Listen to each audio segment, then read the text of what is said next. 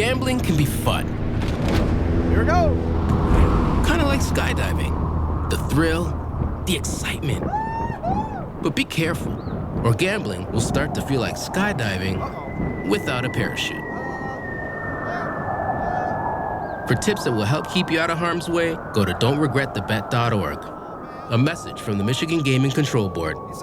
Have a gambling problem? Call the Problem Gambling Helpline at 1-800-270-7117. To everyone who wants a meal made just for you, let our team member Arish share what makes Culver's special. We know the best meals are the ones shared with the people you love. It's why we handcraft our Wisconsin classics, so there's a favorite for everyone. Like our cook-to-order butter burgers and our real Wisconsin cheese curds. And there's no better way to treat yourself than our creamy, fresh, frozen custard. I put the same care into your meal that I would for my own family. Order ahead on the app or culvers.com for a meal made the Wisconsin way. From Wisconsin with love. Welcome to Delicious.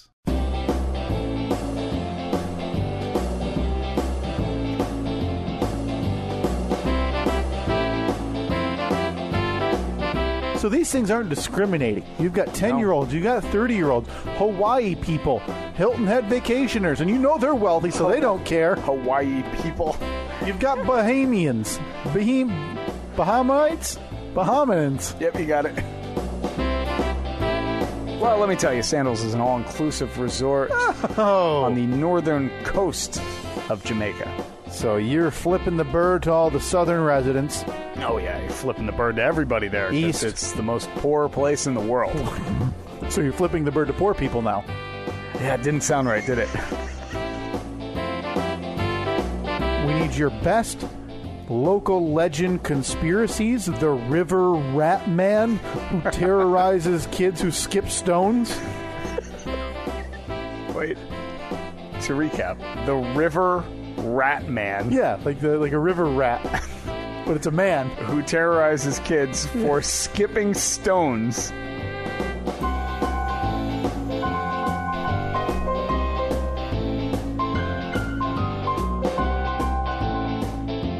I don't know why I questioned that. I mean, here we are, just 6 days later. Yeah. The River Rat Man. I mean, it flows off the tongue like I'm saying hello. The Maddox Creek River Rat Man, or the River Rat Man of Maddox Creek, whichever. Of Maddox Creek. Whichever lexicon you prefer. Definitely the River Rat Man of Maddox Creek. Well, it's been installed into the local lore now of Van Wert, Ohio. Boy, it turns out that there's we have at least one listener there. Yeah, I saw on Facebook. Now, if you don't follow us, you should do so there to vote in our polls and all the other hijinks we have. That is Facebook.com/Stephen Kyle. I believe that was Patrick Flanagan, I want to say. Yeah. Took a picture of himself, like at work, I'm assuming. Yeah. And right behind him was the Welcome to Van Wert, Ohio sign. So, here's what that really means, Steve, because a lot of people would say, yeah, it's not that far away from your home base. Sure, you might have a listener in a random town who works there. What that means to me is we're almost assured of one listener at our very first live show at Fricker's Chicken in Van Wert, Ohio. Yeah, you saying the word guaranteed, though, it scares me. We'll pay your tab. Patrick only. Patrick only, yeah. Don't do one of those things where it's you and then 12 of your buddies. Yeah, but we're looking to get one person there. And Patrick is the closest to a guarantee I think we can get. And if we have to offer to pay his bar tab, but here's the deal. We pay your bar tab, we order your stuff all night. Here's what you get. Pond scum after pond scum after pond scum. You know what dessert is? Pond scum. Pond brulee. Okay? Ooh. We're going to light it on fire or whatever they do with creme brulee. To give it a crackly little crust. So that's very nice. The top crust of pond scum is going to be nice and crispy for you. Again, this follows on the devastating news that there is a Decatur in Ohio as well as in Illinois, and that, no, we are not just a half hour down the road from a free beer and hot wings hotbed. Now, we decided when we did this little adventure to keep ourselves beholden to the dart throw at the map, Steve. Yeah. Dart hit Ohio. But now it's just you and I. Yeah. Okay? Nobody else is here. The money's long gone. mean, we could just switch it to someplace outside Illinois or Decatur, right? Yeah, we could, but... I mean, it doesn't have the same ring as Fricker's Chicken presents the Steve and Kyle podcast live on their handmade marquee. Yeah. Now, and whoever made that wonderful billboard image that showed... Oh, I believe that was Jesse Douglas. Oh, it was Our beautiful. friend Jesse, who you've met a handful of times at live shows, made us a beautiful retro 1980s feeling or 1990s feeling billboard that... Can you find it quick? Because I want to read the way he... Yep, here we go. I got it right here. I'll pull it up on the Jumbotron so you can see it as well. It says it's a billboard, pictures of me and you. I have no idea where those pictures are from, but it says Van Wert's best, all in capital letters, local podcast, the Steve and Kyle podcast. Pictures of me and you, but it's in that like a very 80s, like edgy, graffiti style almost. It's almost like, I believe, didn't the old MTV logo, like when it appeared on the screen, wasn't it like a can of spray paint, like doing it? Yeah. It's almost like that, but this is like neon or some weird green. Yep. And then on the right-hand side, see these Frickers live at Frickers Bar and Grill, and then insert address, time, and date. That's beautiful. That is, that's on the list. Sadly, this week, I know we talked about it last week, we don't have an update on the billboard hunt. We don't. Because that was what, Monday last week when we called them. Yep. And we called them right before we recorded the podcast. We got a call back, or you got a call back on Tuesday. Yeah, like 4 But it was p.m. late in the day.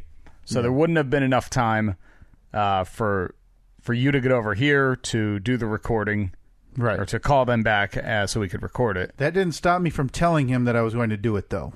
Oh, good. My entire assumption was that you were home. I texted you right away. Yeah. Hey, they called, but we don't have time because obviously it's 4 p.m. on a work day. As we know from the lady last week, they're out of the office by what appears to be 4:30. Apparently it's 4 in the door there at Lamar, Ohio. I bet you I was the last call of the day for that guy. And then when I told him, almost verbatim, I'll call you back within the hour, he most definitely had a sigh of disappointment off the line, because he was probably 1 foot out the door, but thought he better return this phone call. So what we're saying here is that the price has just gone up. Yeah, for them? No, for us, because he's doubt now he's mad. He's no doubt mad that we didn't call him back. And if that didn't make him mad, what probably has is our unspoken, steadfast refusal to even attempt to call him back Wednesday, Thursday, or Friday. Yeah. We're sitting here on a weekend. I mean, I'd call him right now, Steve, but those losers down in Van Wert or Lamar, they don't want to run the business on Sunday.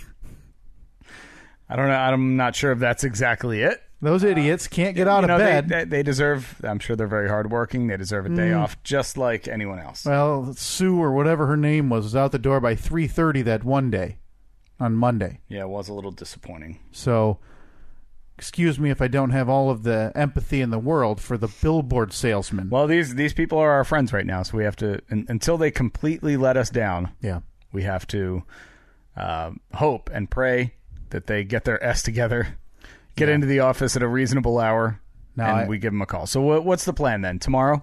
I think so. Swing by after work? Yeah, I think so. We talked about this. We have let, more importantly than anything, the listeners down for this week. Yeah. Listeners are, dozens who donated money for this idiot idea, and that we promised an update last week. But Steve, we may not have to give an update, because I don't believe we ever discussed our poll results from 1 week ago. Did we? I don't even remember what the poll was. Oh, I remember. What was the poll? Should we exactly. Go gamble? Gamble there cash. We go. Should we gamble the donated money for our billboard campaign on red or black in a game of roulette? Now I have Twitter open. Okay, I'm going to pull up Facebook right now, and it was so we can compare and contrast. It was a PS. You can only vote if you donated, asking for the honor system. So when I see... Now, this is actually pretty light for one of our polls, so a lot of people did listen. 68 votes on Twitter. 68. 68. Got it.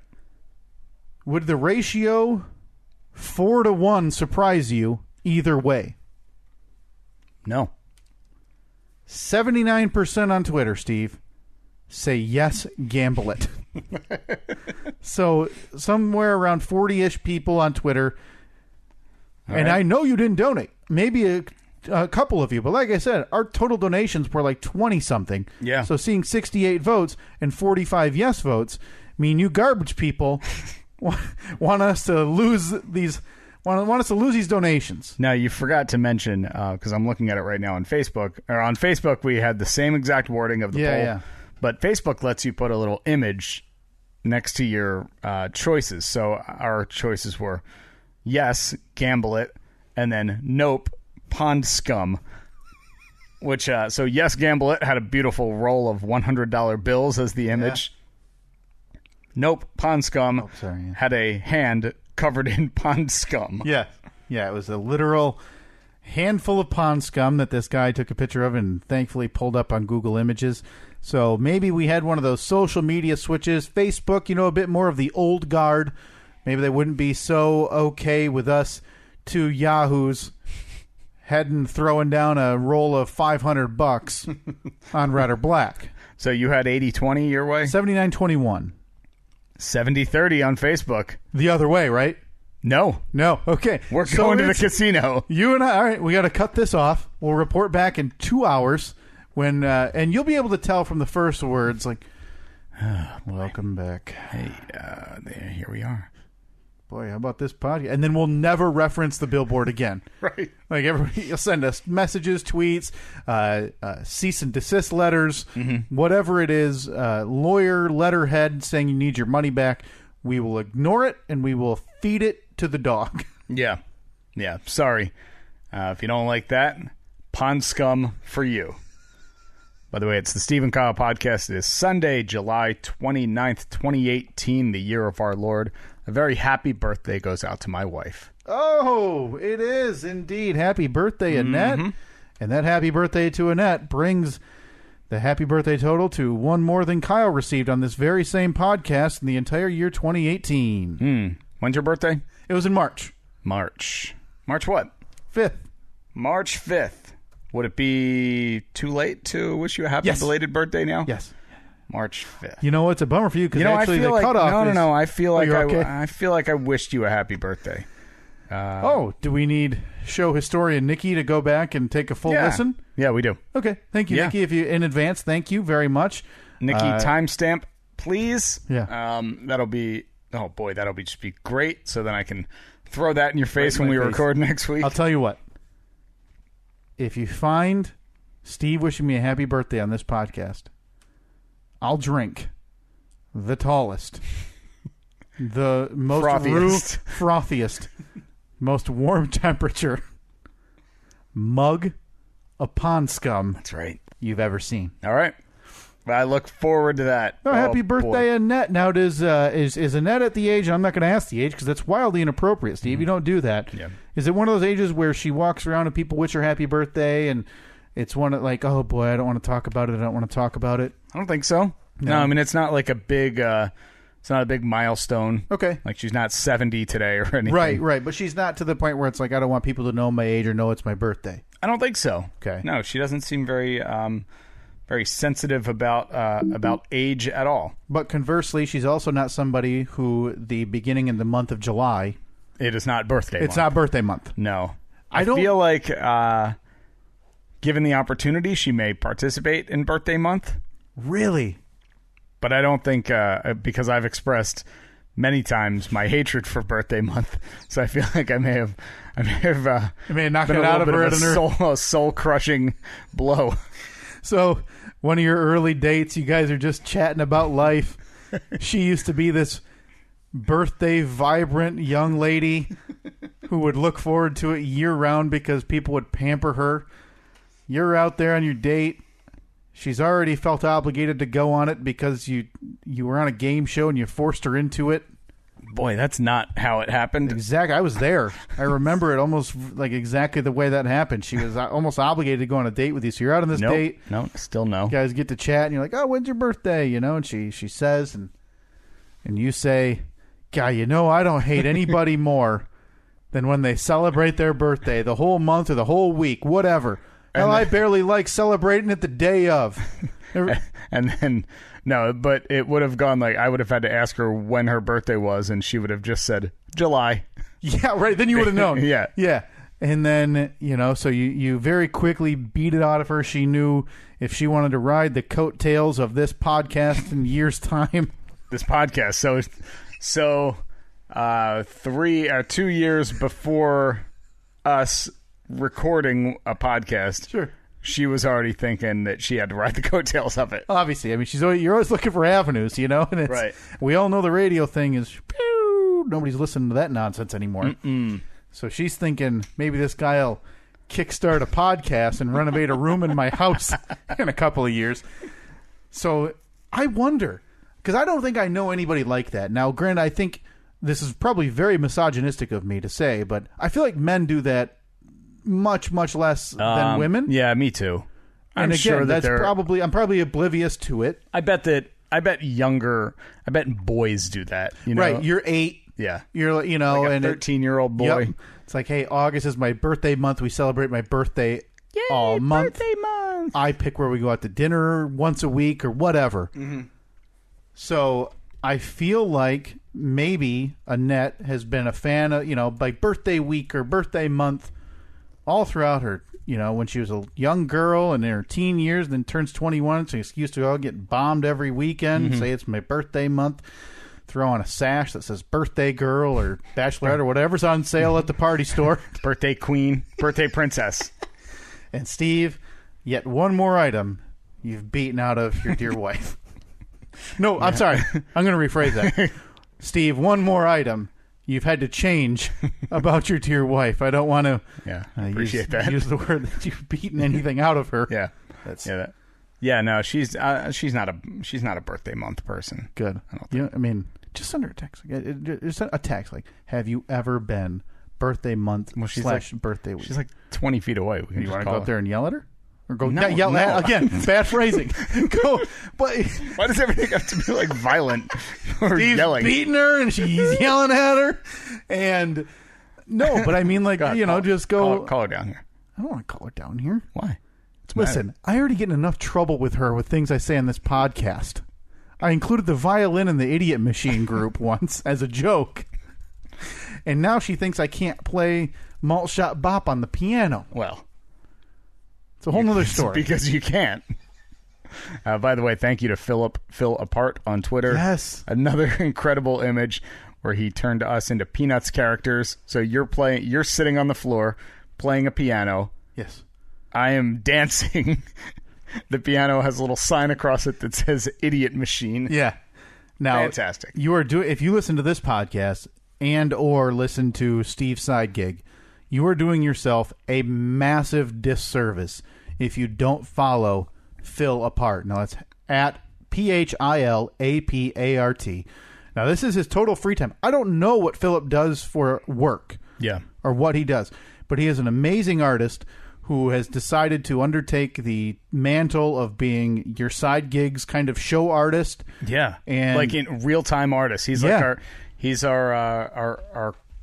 court artist, our courtroom artist. Yeah, and like we talk about things on the air, and he draws pictures of it 1 minute later. Yeah, and he has also taken on. This was more forced. The mantle of. Oh, definitely forced. Yeah. Our artist as well. Oh, happy birthday, Annette! Oh, thanks. We have a question for you. Just one question. Well, Kyle has a question for you. Come on over here. Now, there's no context to this, but we were just talking about it being your birthday. Were you ever, young girl, teenage, 20s, whatever, somebody who celebrated birthday month or like birthday week, where it's like you kind of make a scene the whole week or the whole month anytime somebody... Middle of conversation, like, hey, did you watch that game last night? No, I'm sorry, it's my birthday month. Absolutely not. Okay. So you are... I didn't know... Turns out I was right. I didn't think you were wrong. Well, then why did we bring her down? I simply asked if you thought she was ever that way, and you maybe beat it out of her. And to which I said, no. Well, potato. It seems like...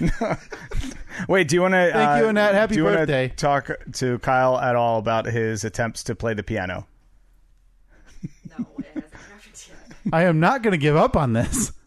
Now, granted, this is a storyline. All right, come on. This is a storyline that's going to die. If you're not giving up on this, Okay. then I have a coworker that can get you a piano like this. like a keyboard. A keyboard, yeah. That's fine. Because, again, But they're a keyboard and a they're piano is No. the same thing as a recorder, all in the idiot machine category. No, it might not. I don't know how many keys it has actually, but I think it's like weighted keys. It's not just like a little tinker toy. Not a little tap. No. Now, is this one of those that when a I, legit thing. like, I can, like, it'll light up red and it'll tell me, like, if I want to play the Saints Come Marching In? No. All right, that's fine. I got YouTube. I'll make that work. Okay, let's make this keyboard fake piano thing happen. All right.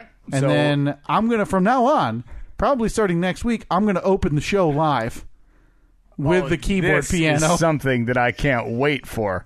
Are we going to set it up down here then? Yeah. Okay. Yeah. No, we can do that. Yeah. Yeah. All right. I mean, it's a keyboard, so you can just bring it over with the rest of your stuff whenever you Oh, can. yeah. And then when you're done with it, you throw it in the garbage like every other keyboard ends up. It's got like a whole bench and like Oh, it's a whole shebang. Oh, big okay. setup. All right. All right. Stuff, I think. I figured it was just one I slap right here like all the rest. Because, you know, I'm setting it up flip in the bathroom, Casio wrenching switch. Things. All right. We're going to make this happen. All right. Deal. It's done. Everybody's drinking pond scum after this. I promise you. The hottest, tallest glass you can find. And I'm going to be sitting there drinking an ice cold glass of the opposite of pond scum. That'd be like 2% milk, I guess. Clean water? Yeah. I don't know. Ice water. Well, everybody who doubts me. Wait, celebrating like a true champ, aren't Yeah. you? Yeah, make everybody look the fool. Now, I forget what we were talking about moments before that. No, But again, yeah, happy birthday to your lovely bride. Yes. That's fantastic. Now, did you, now, Grant, we're recording this on a Sunday. Mm-hmm. You guys do anything after today or after tonight for our birthday? Or Yeah, we're going to go, we're going out to dinner and kind of low key. We were camping this weekend Yeah. and got stranded on a boat. I was thinking about you the whole time, thinking, oh man, what if there are sharks circling? If that's the ocean, tell me you don't have an ounce of fear. Like an ounce, right? No, If that's in the ocean, you run out of gas, I'm all right. throw a little chum in the water, Well, I wouldn't purposely. maybe throw the weakest overboard, try to lighten the load in case so you don't capsize. No, I wouldn't. We talked about the tides last week. Yeah. 1 minute they're in, next thing you know, your boat's swallowed. Yeah, I don't think that's how tides work. Yeah. But yeah, no, I probably wouldn't purposely throw chum in the water. Like, I'd probably start by trying to figure out a way to get into shore. Uh-huh. Yeah. So you wouldn't be worried about the sharks immediately. No, Okay. no, So not at all. So you got yourself a little stranded on a lake. Got stranded on a lake. Yeah, that was we were at the local state park about an hour and a half from here, and we took a boat ride across with a bunch of other people, like a pontoon boat ride across, and sat out on the beach on the sand dunes for a long time. Very nice. And drank a whole lot. Did you? As it turns Even out. you? Yeah. Now, I haven't seen you drink in, it's been a long time. Mm-hmm. Yeah, it's I don't do it a whole lot. It's maybe once a month. You think that's the late 30s catching up to you? I think so. Yeah. Yeah. The older I get, the less interested I am. You walk to in the it. fridge and you're, well, there is that bottle of Dos Equis. Whew. But look at that bread of water. Yeah. Yeah. Throw a couple cubes in that, Uh huh. That's and I might pass out tonight. I'm going to be so happy. what I got right here. Yeah. So we headed out on went across the lake. The open seas. Boy. And we Ripping just- away on a pontoon. Beautiful day, like sunny, 80 something out. We had this huge group of people there, and we were just glug glug glug glug glug glug glug glug glug. Any tubing or just kind of hanging out? No, just hanging out. And then before we knew it, Mr. Don was coming back with the boat, so we could hop on there and go back to the other side. I was like, man, I'm really feeling it. So we're putting back across, and he had just opened the motor up. It was like, because for the first, you don't want to gun it right away because there's kids in the lake and everything, people jet skiing and everything. So once we get out to the open water area, he hammers down on that throttle. And again, it's a pontoon boat, so it's not going super fast or anything, but just cutting through the waves, and then all of a sudden, nothing. Like, it just goes silent, and we come to a stop, and we're like, huh. And he's like, I don't think I ran out of gas. And it didn't seem like it would have been that, because like if you're going to run out of gas, yeah, it kind of sputters, and you go another minute or so and then it does. But it was just like it was screaming along, then it stopped. Now, I don't know how you do with water and motion. Are you somebody you can sit in the backseat of a car, read a book, ride a roller coaster? Yeah, I'm You're fine. okay? I'm fine with the only time I get motion sickness is, like you said, in a car trying to read something. Okay. So it's there, but it's not very prevalent. Yeah, but if I'm I don't normally get motion sickness. I'm perfectly fine on airplanes, roller coasters. Doesn't bother me at all. The only time it ever does is reading. Phone. Like trying to read something on my phone in the car, especially. I think maybe just because it's such a small, right? You're already straining a little bit. Yeah, small screen. But I don't care for that much. But boats, I've never. I don't think I've ever gotten like seasick or anything like that. Well, you grew up by the sea, Steve. You're probably born into it. You're probably born on a boat for all we know. I've never asked. These are sea legs. Because my next question would have been, you've had a bit to drink. You're feeling it. Next thing you know, you're in the middle of the lake with everybody ripping around you. You got some wakes. Yeah. You're just rocking back and forth. Maybe you felt a little ill. No, we were good. And so we called to a friend that was on the other side of the lake, who also had his boat there. So he came out to rescue us. Yeah. So, I mean, it's just like in the movies. I got the rope. I throw him the line. I hook it around our boat, right around the cleat. Now, granted, there's usually danger in these movies. Why there's boat rescues happening. Look, I mean, granted, you're like 8 drunk people on a boat, and you're comparing this to like Under Siege or whatever. Danger lurks just beneath the waves. So carp. Yeah, there could be a sea monster under there. We've never emptied it. How do you know? Exactly. They've never found the Loch Ness monster. Yet there's the Loch Ness monster. Bastards could have hidden. So, yeah, I hook it around the boats have like those little cleats on them that you wrap the ropes around. So I put the rope through the cleat, throw it to the other guy, and there's a bit of an issue when you're trying to tow the 25-foot pontoon boat with 11 people on it. Well, wait. With like the little dinghy with one person on it, because as soon as he hits the throttle, the thing's just like it's just going back and forth, not going forward at all. You need to transfer some weight. So he did. He pulled up next to us, like 8 people jumped into that boat. And then the best part was the cleat just sheared off and flew through the sky and clunk right to the bottom of the lake. Was there a big elevation change or something that caused it to snap? No, it was just the sheer amounts of weight that could not be pulled. So you're now sitting on a broken down piece of garbage boat. Yeah, with things breaking off the back, a motor that doesn't work. Probably got a half inch of water. At this point, you're thinking about capsizing, right? Well, it's tough to take on water in the pontoon that we were in because there aren't really like sides. It's just the pontoons and a deck. Mm-hmm. Did you think about swimming for shore? I did. Thought about it because we actually, like, for the 20 minutes that we were just sitting there floating, I was like, all right, if you gotta swim, which way are you going? Mm-hmm. Are you going this way, or this way? Right. So we all agreed. We knew which way we were going to swim. Now, while we would want to swim directly towards where our campsite was, that was the farthest way. So we would have had to swim to the other side and then walk around. But we had it all planned out. Okay. Luckily, our rescue boat got his S together. Transferred some weight over to him, and then he proceeded to pull us at the slowest possible rate. Oh, no. Yeah, and the whole time his motor is screaming, and we're just breathing in the exhaust because a few of us remained back on the broken down vessel. Just in case anything went down. Well, I was trying to wrench on the engine, trying to get it running again. You know what they say too is a good captain goes down with a ship. Oh, he goes down with the ship. Yeah. So you were prepared. Maybe. I was prepared. Drag it down as you flip it over on your way down. I was prepared to kick the real captain out of the seat and go down with that ship. Go down with it. Okay. Yeah, with his ship. Like you said, you didn't have tools, but you're working on this engine. So are you just in the back, hitting it with your fist? No, I'm looking at it, and there's I mean, I think I discovered what the source of it was. There was just one wire coming off the battery that wasn't connected to anything. Sure. Like, I think I found it, guys. Maybe it's the water connection, the rare water connection that you need when you're running a boat. Dangle it in the water. Yeah, dip it. Yeah, but I couldn't find the other end that it hooked to. I don't know if it was sheared off by a sea monster or something. But I can't think of anything more likely. But yeah, we made it. Luckily, we made it back to the campsite. Took a little bit longer than expected. Sure. Everybody was okay, though.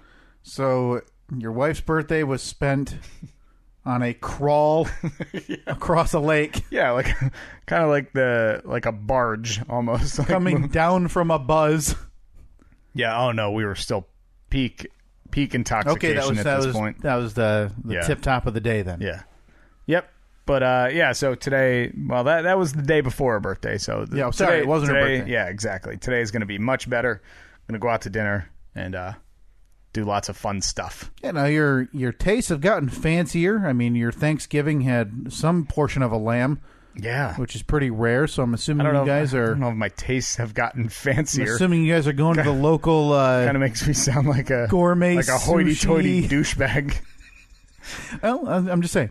Been on this world 31 years. Never heard anybody else having lamb at Thanksgiving. Really? I don't think it's that uncommon. Is it common? It might be. Yeah, I don't think it's that uncommon. If that tells you what the circles I run in, it should be it. It's a turkey, and it's it. Oh, I mean, traditionally, yes, I would agree with you. I would say of the 36 Thanksgivings I've been around, I've probably had turkey, we'll say 34 of them. I probably didn't eat turkey my first Thanksgiving because I was like 6 months old. Sure. But I bet by the second one I did. Oh, yeah. You're probably having a little piece, probably throwing it across the room. Everybody thought it was adorable. Yeah. Little did they know in 34 short years you'd be cutting up lamb skin with your pinky up, feeding it to your nephew, Geraldo. What's his name?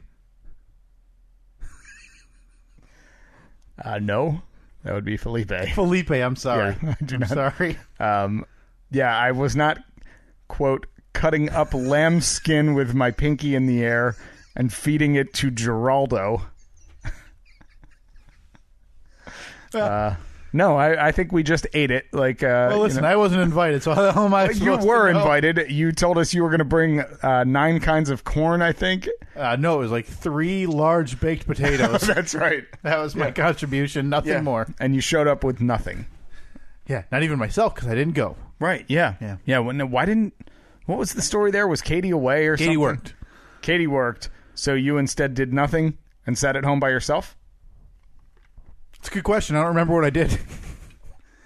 I told you. Let me tell you. Mm-hmm. The invitation is there. This year? This Thanksgiving. Okay. For you to come to Thanksgiving. That's I don't know where we're doing it. We may be invited somewhere else, in which case this invitation, null and void. Yeah. But if we host Thanksgiving here. Felipe's place? Well, Felipe doesn't have a place yet. He's a baby. I mean, I could see where you'd be confused, sure. Yeah. And Felipe, he's probably more wealthy than I am with a name like that. Why? You and Felipe's 2 or whatever he is. He's eating lamb. Name all the rich Felipes you can think of. Lamb feet. I'm having warmed up hot dogs by myself for Thanksgiving. Oh, again, that's your own problem. You were invited.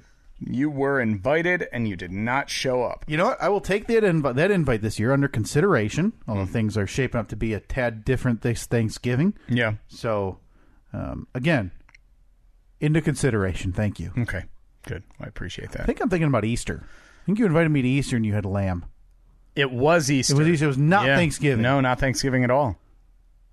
Yeah. I guess lamb makes a little more sense on Easter. Sure does. Because now that I think about it, lamb on Thanksgiving is weird, isn't it? I'm sure some people have done it. Well, yeah. I'm sure that, let's see. Let's go to Google. Is lamb on Thanksgiving weird? Yeah, it is. Okay. Any instances? 15 weird Thanksgiving facts that will totally blow your mind. Oh, boy. Is it a gallery so you have to click 16 times? No, but it has nothing to do with lamb whatsoever. There's no.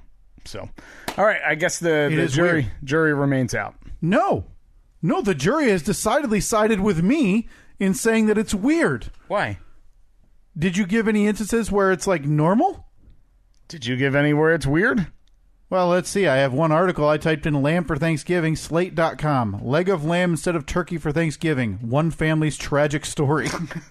All right, well, maybe they accidentally burned their house down. That's not the lamb's fault. Then that's more of like a local news story than a Slate article. Okay, well listen. I bet I can find a million articles about people lighting their house on fire because they tried to deep fry a turkey. Oh, there's no question. So here we are. So and we you could actually say Thanksgiving turkey is the deadliest meal ever. I mean... Yeah, I'm trying to think of another traditional meal that would be possible. I think I'm now anti-turkey. Really? Anti-Thanksgiving turkey, yeah. You heard that here first, folks. Steve is now anti-Thanksgiving. No, anti-turkey. Anti-Thanksgiving turkey. This man hates the pilgrims sitting down with the natives.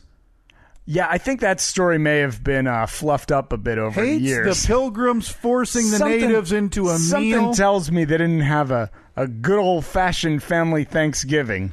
You're telling me they didn't sit down and all the pilgrim kids and the Native American kids sat next to each other with a language barrier, Steve, but they found a commonality, and that commonality was putting their paws on a piece of construction paper and tracing it with a Crayola?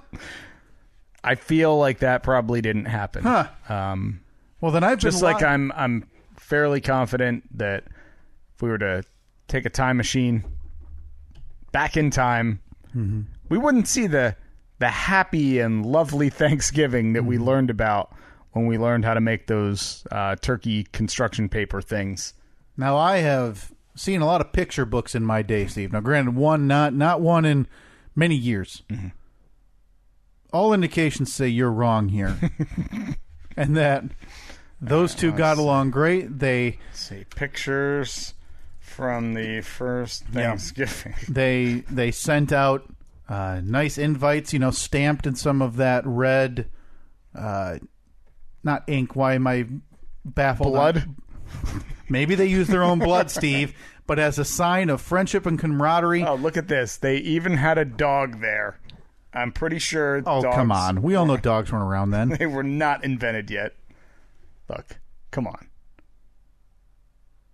No. Look at the nice pilgrim woman. Oh, yeah. Is handing out nice, what is that, bread or baked potatoes or something? Well, we know it ain't turkey. All the pilgrims very happy. The natives even happier. The children drawing. The dogs eating and wagging, playing Frisbee. The dog's playing Frisbee. You didn't see that in the picture? No. That was in the background. Well, this leads us to what is probably the most in-season and relevant poll question I can think of this week, Steve. And that is lamb on Thanksgiving weird? Right? Yeah. Yeah. It's so please... Perfect for this time of year as summer's coming to a close. The leaves are turning. Halloween decorations going up. You're gearing up for the fall feast. Yep, you got your flannel shirts on. You're turning on the old football game, and you're gonna flip over to @Steve and Kyle on Twitter or Facebook.com/Steve here's and another Kyle. picture of the first Thanksgiving. Well, that looks like a scary comic book or something. It looks like people are being impaled on sticks. Yeah, I don't see any dogs playing Frisbee or anything in there. No. That's what it was really like. Maybe there's some similarities we're missing. Now, do you still have that first picture open? No, I feel like I lost it somehow. Like that first pilgrim's digging something. You think it's either a grave or maybe he's like digging out like a smoke pit for the turkey? No. Mate!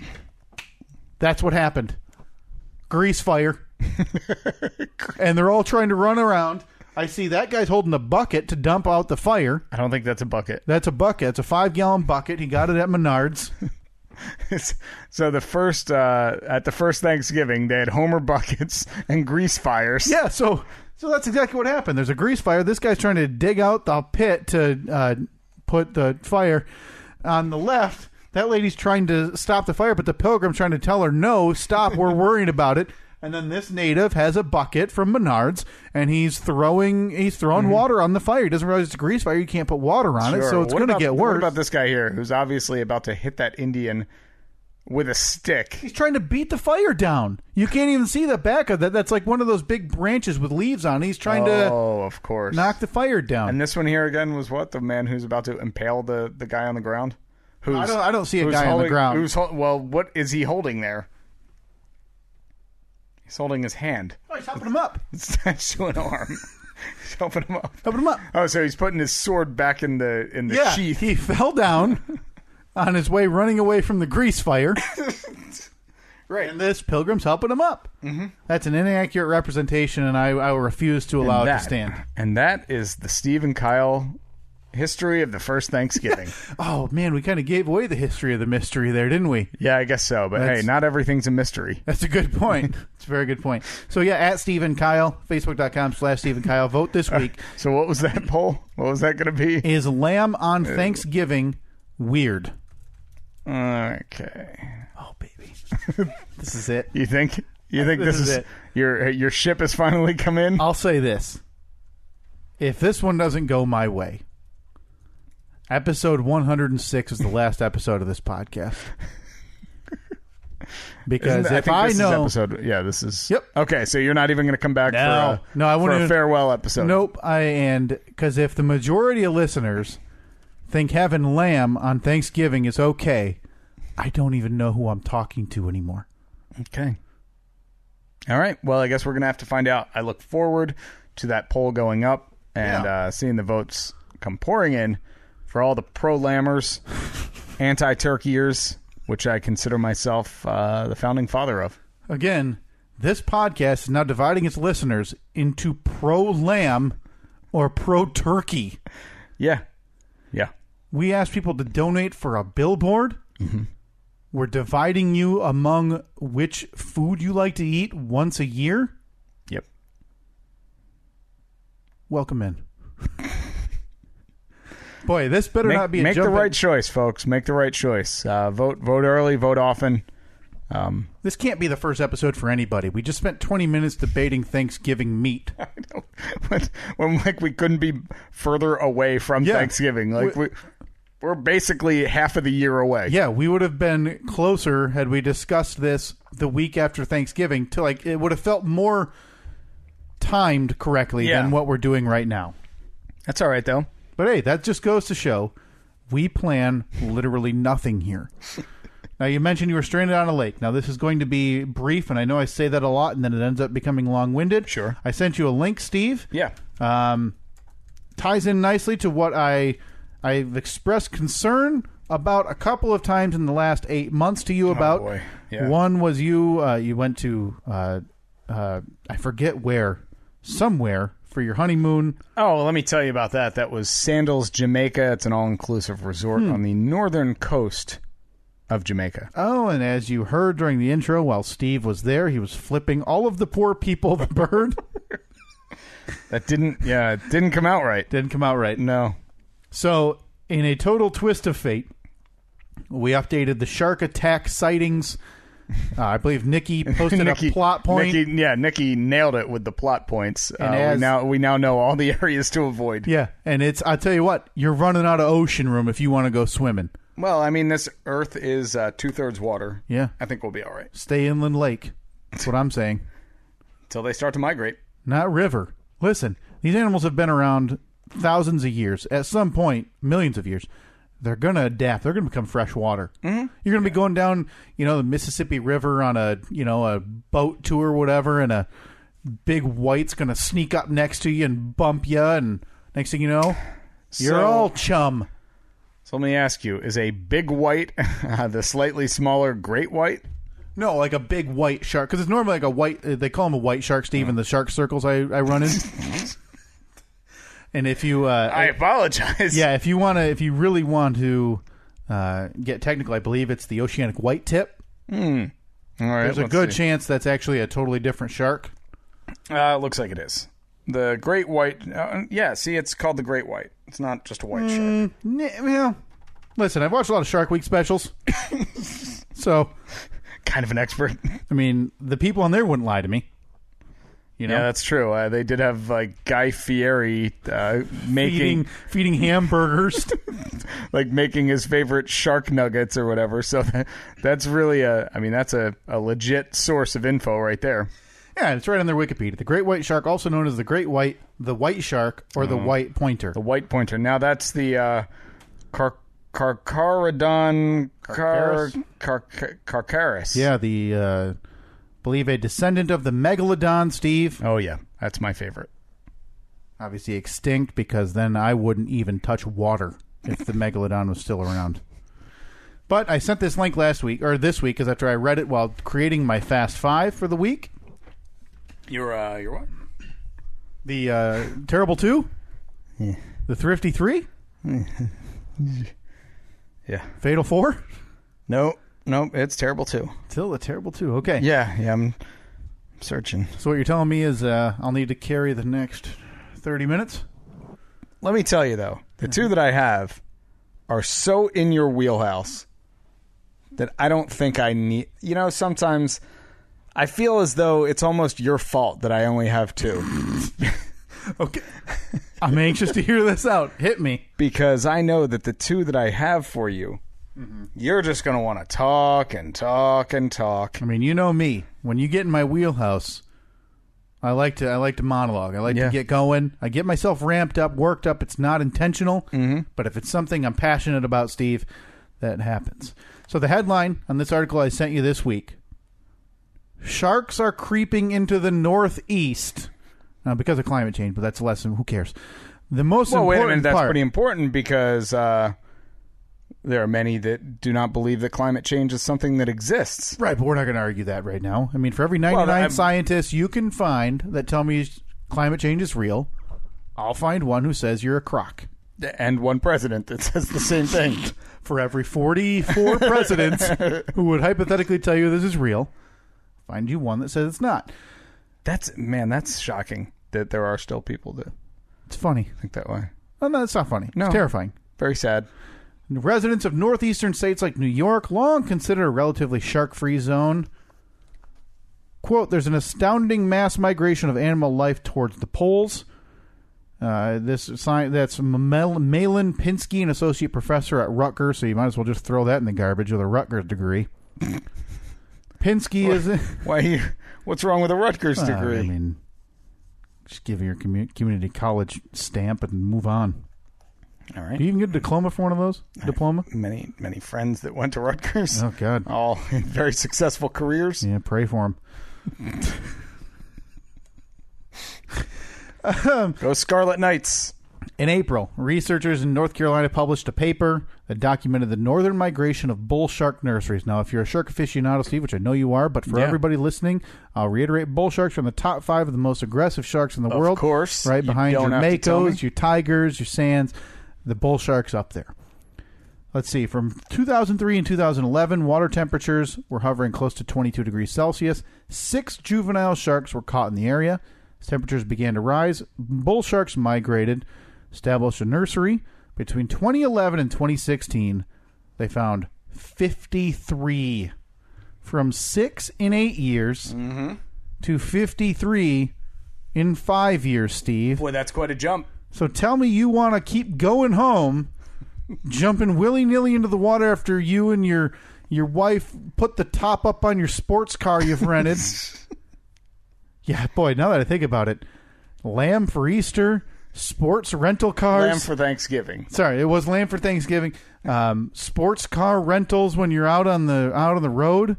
You're really perpetuating this myth that mix that in with the butler or the guard that I got across. Yeah. You're all highfalutin now, right? Yeah, you got me. I rented a car with a top that comes down. One time. The one time. And that's all it takes. Yeah. Let's see. Most sharks have stopped traveling all the way south, as in 2018, water temperatures averaged about 24 degrees Celsius. You saw less than 3,000 sharks migrate compared to 12,000, Steve. So what that means for the layman out there. Tell me, the people who aren't afraid of shark attacks, what I like to call them, the idiots. Okay. The pond scum of the ocean dwellers are people who don't believe that they're coming for us. Okay. That means in the last 5 to 7 years, Steve, shark attacks have risen about 25%, and they're not going away. I talked about evolution. When are they going to, freshwater's next. Who's stopping them from land? So you think that in our lifetime, you'll see a walking land shark? Yeah. All right. I guess I'll just have to heed that warning. Now, so last week when we were plotting those shark attacks, I gave you one right off of New Jersey. If I remember right, was that the double? No, that was in Florida. Yeah, I think so. They just caught a 12-foot great white off the coast of New Jersey. Mm-hmm. Now I tell you this. Tell me.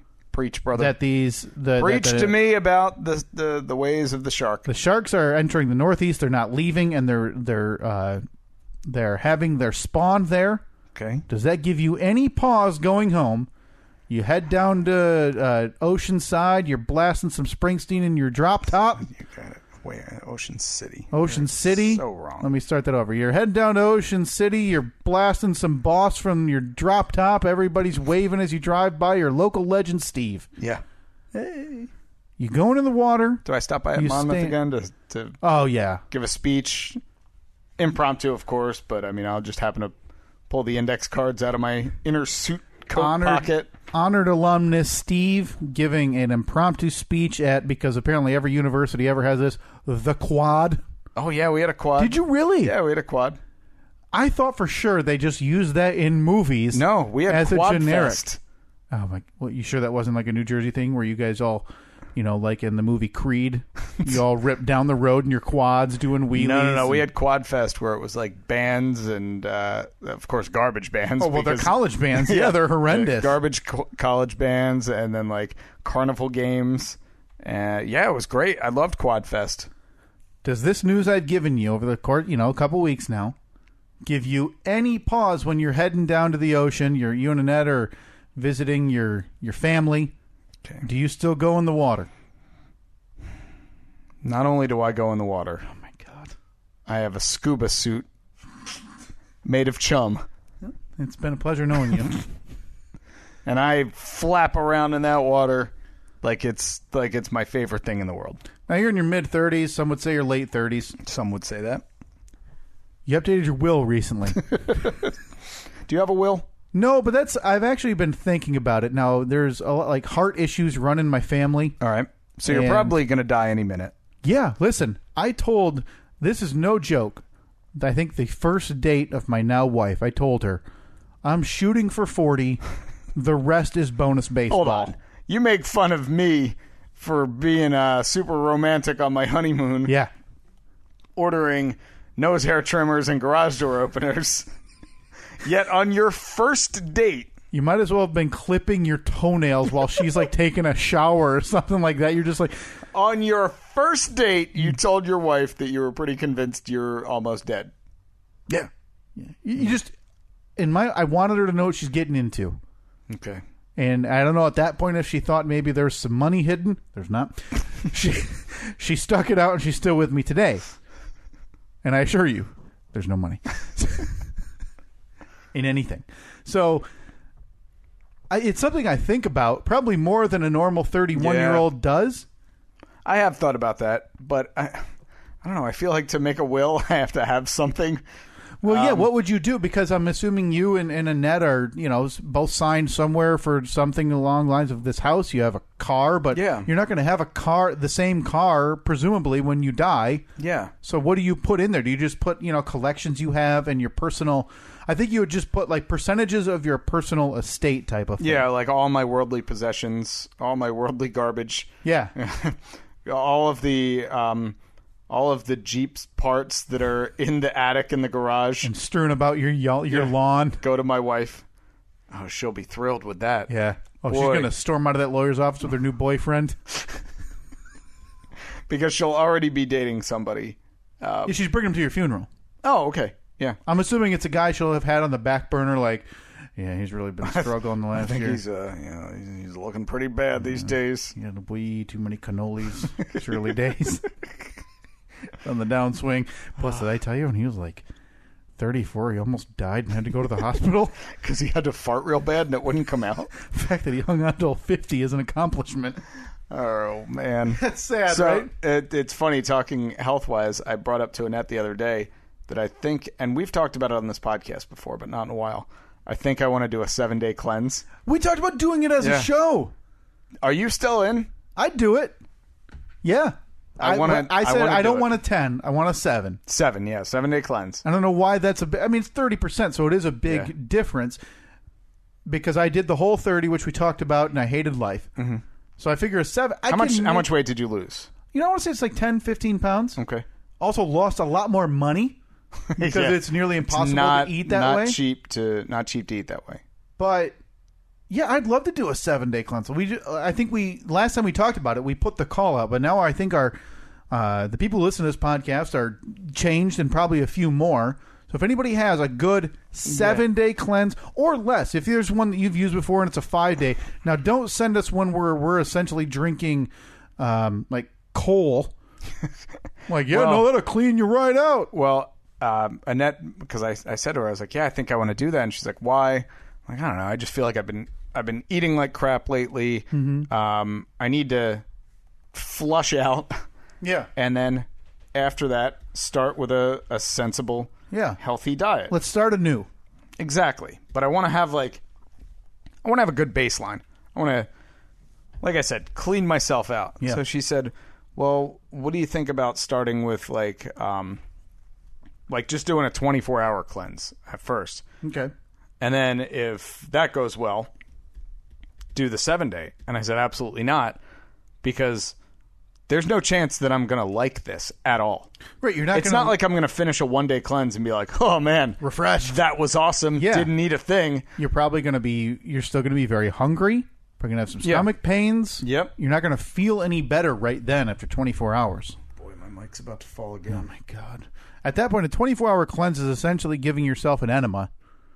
Like you're just cleaning it out quick, getting it over with type of thing. Now Steve is continuing to wrench. Hopefully this leads us to he briefly mentioned off air, and I don't think there's a better time to get into it than right now as he tries to. Oh, that's worse than it was before. No way. I'm watching it lean. That's like a 20-degree angle. Yeah, but I could fit my whole finger into the void earlier. Now, so again, if you have a cleanse, no more than 7 days. Now, again, if there's one that you like that worked 5, whatever, please send it our way. Send what's worked for you to us at Steve and Kyle on Twitter or Facebook.com/Steve and Kyle. And I think it's key that we line it up. So if we both decide to do this, we do it at the same time. Do it at the same time, and we have to do it so like day 7 of the cleanse is the day that we record. Sure. Just to see how miserable we sound. Oh, yeah. Yeah, we're recording 2 days. Yeah. During that span, just to give an update on what our bodies are doing to us. So day 1 will be like, this isn't so bad. I'm vibrant. I feel great. Yeah, colors. Boy, I've drank 3 gallons of lemon cucumber water today, and boy, do I feel great. Can't wait for my kale organic strawberry smoothie for dinner/lunch. Yeah. So, actually, no, I don't think that's even something that we'd be able to have. Probably not. It's usually just all liquids. Oh, God. Yeah, if there's one out there, I'd love to give it a shot. I think it would be an absolute nightmare. It's going to be terribly unpleasant. But I'm willing to try it. Absolutely. Willing to do it. Now I look forward to it. I was mentioning, you had to put your microphone volume down while you re-wrenched it onto our desk here. Yeah. You mentioned something to me briefly before we started recording about plans, something about an APS 4.0, TBD. Obviously, that stays TBD at this point. Yes. 2023, I believe, is the last update. Yeah, it sounds about right. What is sticking in your craw that you decided to bring up this 5-year out project to me today? I was talking to a friend this weekend, a friend who you know well, our friend Chris, of Wendy and Chris fame. Mm-hmm. And first, he demanded that he be on the podcast one day. We've talked about it. We have talked about it. He's a fellow Springsteen fan. Yeah. So we had talked about doing the Springsteen podcast the night before my wedding, which, not surprisingly, didn't really come to fruition. Yeah. But he had told me last time I saw him, he said, "Hey, I'm going to be." He built an outdoor bar in their backyard. He said, "Yeah, I'm going to be. You ever do concrete countertops?" I said, "No, never done them before. Always wanted to try though. It looks really cool." He's like, "Well, I want to do a concrete countertop for my outdoor bar. You got to give me a hand." I'm like, "Definitely, I'm in. Let me know when you're going to do it." So like you build the form out of wood, and then you mix up concrete and you put some stain in it, and then you pour it into the form. Let it dry for a couple days, and then you crack the form off of it, and then you got a countertop made out of concrete. All right. Slap it onto the bar. Don't you got some rough edges though? Can you sand that Sure, down? yeah. What do you do? Yeah, you sand it. Right. But I mean, as long as the form is pretty much smooth, you use a special kind of wood that's like really, really smooth. Yeah. And it comes out pretty smooth as long as you mix the concrete nice and like get all the lumps out of it, all the chunks out of it. Mm-hmm. Just mix it really well. And then he said, "Hey, so what's the plan for your studio? How's that coming along?" I said, "I haven't even started it yet. I'm thinking sometime soon I'm at least going to come up with the plan, the layout, figure out how we want it to go." 5 years from now. Chris might be dead. Chris could be dead, yeah. Who knows? We Older than us, drinks a lot of whiskey. Does drink a lot of whiskey. Boy, does he drink a lot of whiskey. Older than us, a lot of whiskey. I watched him drink a lot of whiskey this weekend. And again, you went to the hospital for a tummy ache. So, Chris, I feel like rest in more peace. Sensitive. We've had more sensitive to that, especially. Well, I mean, what did they diagnose you with when you left? I had acute belly aches. And it's not acute ACCUTE. It's A space cute space bellyache. Did they give you like some Pepto with a sippy straw? So this is what most grown-ups do? Does your belly hurt? No. The doctor and the people there at the hospital, one of them who was your wife, did not say, "Is your belly okay?" They didn't try to rub it? They did not. They gave me actual drugs. They didn't try to give you like a chocolate milk to calm you down and soothe your stomach? No, and they didn't call it moo juice either. They didn't offer to get you like a couple of cookies if you stopped crying? No. Again, this actual medical condition. Sure. What did they call it on the way out? Do you remember? They said that my gallbladder had sludgy bile. Yeah. So 7-day cleanse may be in order. Yeah, maybe. Maybe in order. Quote, sludgy bile has never once been said in a light that is useful or good to anybody. No, they've never, like, a doctor has never come in to an examination room and said to the patient, "Well, you'd be fine if your bile was a little sludgier." Yeah. Okay, so I interrupted you. I apologize. That happens. I had just had a thought, and it had to blurt out that maybe you needed some moo juice for your cute tummy wubby. But you were saying Chris asked you about your plans for the APS, which are, as it stands, 5 years away. Yeah. So I now have a plan because he said, "Well, if we're going to be doing one of these bar tops for our bar, why don't we make one for your countertop for your studio?" Hey. To which I said, "Hell yeah." So there's just a couple bags of Quickcrete? Yeah, I mean, a little... form? Yeah, there's some... I think you're supposed to use... you have to use a different kind of concrete that is, like, more fine, so it doesn't get all... Get rid of all the it doesn't get all chunks clumpy. Okay. So the aggregate is a little bit smaller, as those in the biz say. So we'll do it. We're going to do this when... because I'm in, and I'm going to help Chris build his bar concrete. You're in. Oh, I'm absolutely in. Listen, I told you, I've been doing DIY to prepare myself for APS 4.0 to be useful. So at this rate, we're going to have ourselves a countertop. Okay. And then in 5 years, we're going to have a 5-year aged countertop to put in the APS 4.0. I don't know about 5 years. Okay. I got some plans. Back to TBD. Got some stuff bouncing around in the old brain. Literally, the last update given, the last date estimate when I brought this up was, and this isn't just, verbatim. This is, quote, 2020 never.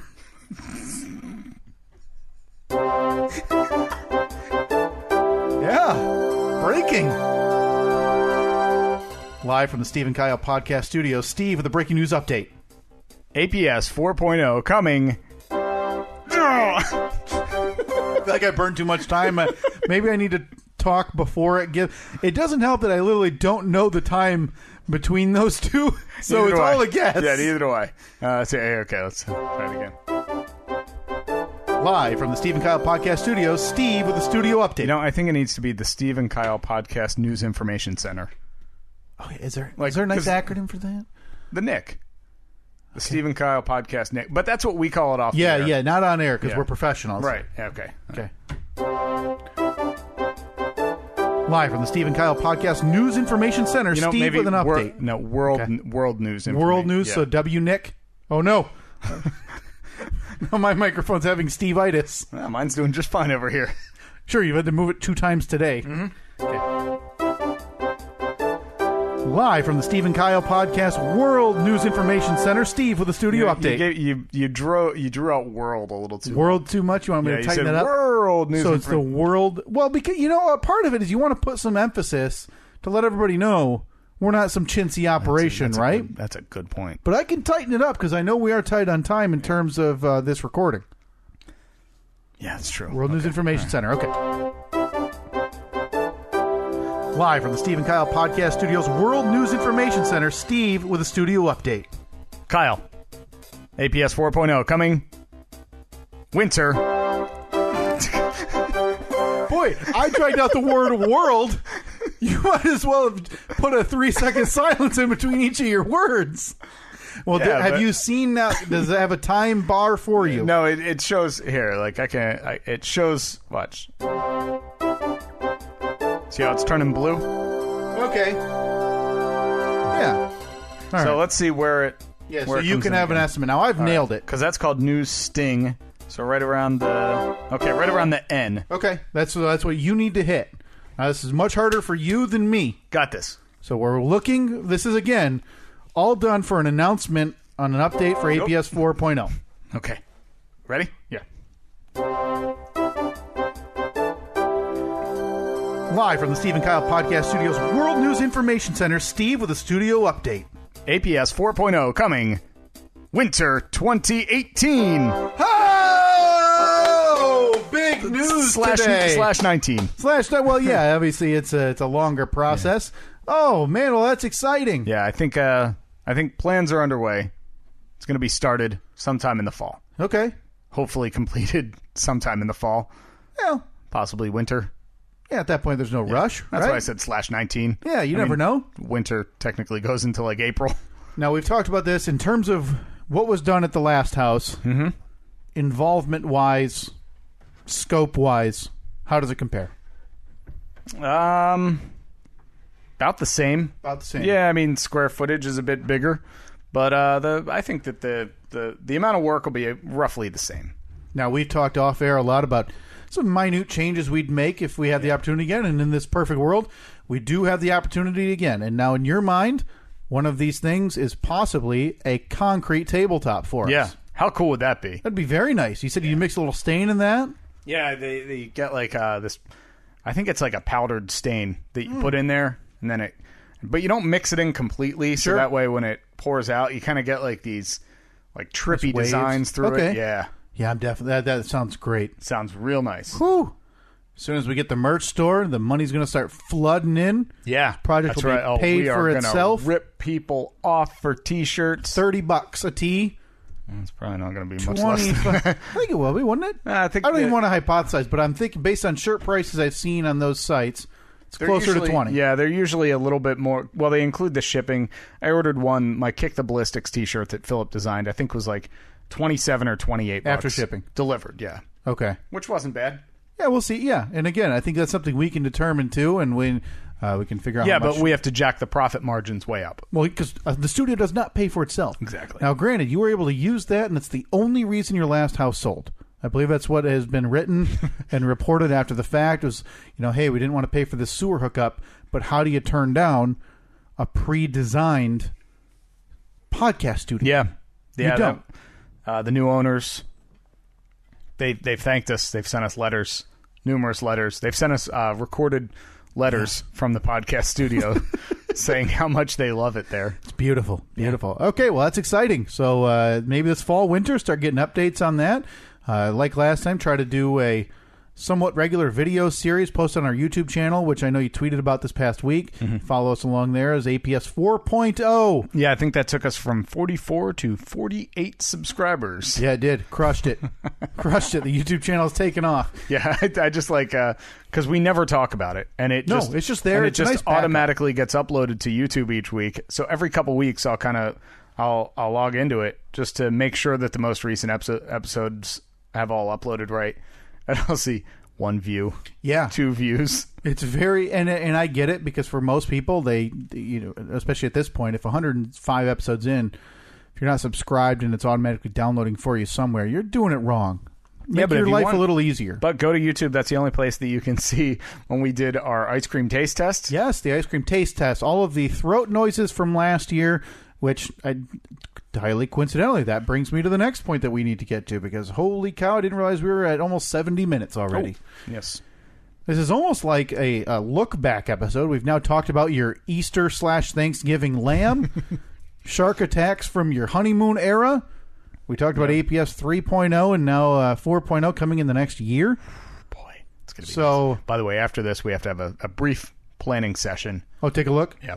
We do need a walk through. Yeah, maybe plot where we want things. Okay. Which brings me to this. Now, I don't know how many new listeners we have, but if you've tuned in the last 6 or 7 months, you missed out on the Steve 16. Now, this is over the course of the first, I think it was 16 months or so, 16 to 18 months, Steve's throat and body betrayed him on a somewhat regular basis. All related to my space cute space belly ache. Okay, so it's your cute belly ache issues would cause your body to betray you in such a way that would vocalize into my ears, and occasionally you could hear it live on the podcast. For most instances, I would put a little timestamp on my notes, go back, pull it for later. Yep. There were so many of them in 16 months that we made a bracket out of them. Yeah. And had a voting competition every week to determine the National Throat Goblin Championship, which I don't even remember who the winner was this year. I want to say it was Esophagus Episcopalian. I think so, yeah. Was the winner. Which brings us to this year, where we started recording the new season, I guess you can call it, of Throat Noises. Yeah. On March 25th. So March 25th till today, that's about 4 months worth of episodes. So 16 to 18 episodes. Mm-hmm. I spent some time this weekend, Steve, to get us caught up. All right. More importantly, me caught up, because where are we at? What do we got? We have 24 throat noises for comparison's sake. All right, so that's roughly 1.5 per episode. Yes. For comparison's sake, the first 16 to 18 months, we had 20 total, and we cut 4. Now, you have to assume that there were probably a few early on that we probably acknowledged but didn't pull. Sure. I bet that there were a bunch of them that just, for whatever, or there were probably some where we said, "Oh, did you hear that?" And then you go back and you couldn't hear anything. Yep. But not this year. 24 timestamps I had written down. 24 throat noises I've pulled in 4 months, which puts us well on pace for the National Throat Goblin Championship 2019 to include 64 teams. Yeah, because if I keep going at this rate, we'll do another 24 and another 48 in the next 8 months. Unbelievable. So we'll have 72. We'll have to scale it back. Well, it should work out perfectly, because we need them. We really need them in by, if we do 64, we need them by January. We have to start this in earnest mid to late February just to get done in time. 16 was already a nightmare to do. Well, we're not going to do it that way this year. Good. We're going to make it, you hear it on the podcast, that's it. Vote on social media. We're not going to post the YouTube videos. Okay. Unless there's a way to post audio links by that time on Twitter or Facebook. Not going to happen. Right. This is all you're getting. So we are well on pace. So I spent some time this weekend, a few extra minutes, and I sent you, Steve, a couple of previews. Yeah, and now I have preview, I have preview B, and then I have reaction. So preview, if you just want to open the first preview, this is what we are shaping up to look at. Now, granted, it's going to be, you'll understand, a little hard to understand right now, but the early field full of real juggernauts for 2019, Steve. No, right. And did That you hear was that? another one. That's the second one. I marked one that we didn't mention. That worked out so perfectly because I hit play, but I didn't have the speaker turned up. So my insides decided, I'm not going to betray you. I'm going to jump out so there's not dead air. Oh, man. Incredible. Okay. So this is the preview for the next year's field.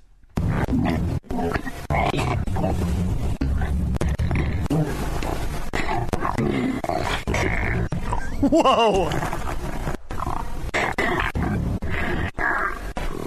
Whoa! Now, don't adjust your headphones or your speakers, folks. I need to go back and listen to one in particular. That one. There's a number one seed. Yeah, early definitely. on, a number one seed for the 2019 field. That is literally all 24 slapped together with no gaps in between. Now, if that's too long and a lot of people getting grossed out, Steve, I sent Preview B. Oh, Preview B. Okay. Did you? Now, you'll notice when you open it. Oh, yeah. Something looks different. This is all 24 throat noises. All layered on top all of layered each other. on top of each other. That is the ultimate gremlin from Steve's body. This is the compilation of what it's trying to say. Wow. They all have a really That's incredible. like length. cadence. Yeah. And then there's some that are longer, some that are shorter. So the 2019 field started in March. That is the ultimate demon right there. That's incredible. If I had the time or the wherewithal, I'd go take all 16 from last year and make those its own ultimate. But yeah, if you this goes without saying, but if you hear one that we don't talk about, because most of the time when we hear one, we'll mention it. Mm-hmm. You hear one live, and we don't talk about it. Let us know on Twitter or Facebook. I'll go back and I'll take a listen. If it works, great. Send us a timestamp. Yeah, because we're always looking to expand the field. That's ridiculous. Now, absolutely ridiculous. And I do remember what we were talking about before we were so rudely interrupted by your wife. There's one other clip here. called Reaction to 12. Yeah. So this is how essentially I know where to look in the time frame that I wrote down because of reactions and things like this that tell me where to look. What's the? Oh! The streak lives! It must be the cheese. And you know what else lives? The bullfrog in your chest that just pushed up through your larynx and out your mouth. Holy cow, was that tremendous. The crazy thing about that one is we both had time to react to it while it was still happening. Oh, man. That noise there at the beginning, what's the... That's a one seat. That's not boosted. That's not boosted. That's the actual audio that went down the line on the podcast. Everybody listening. What's the...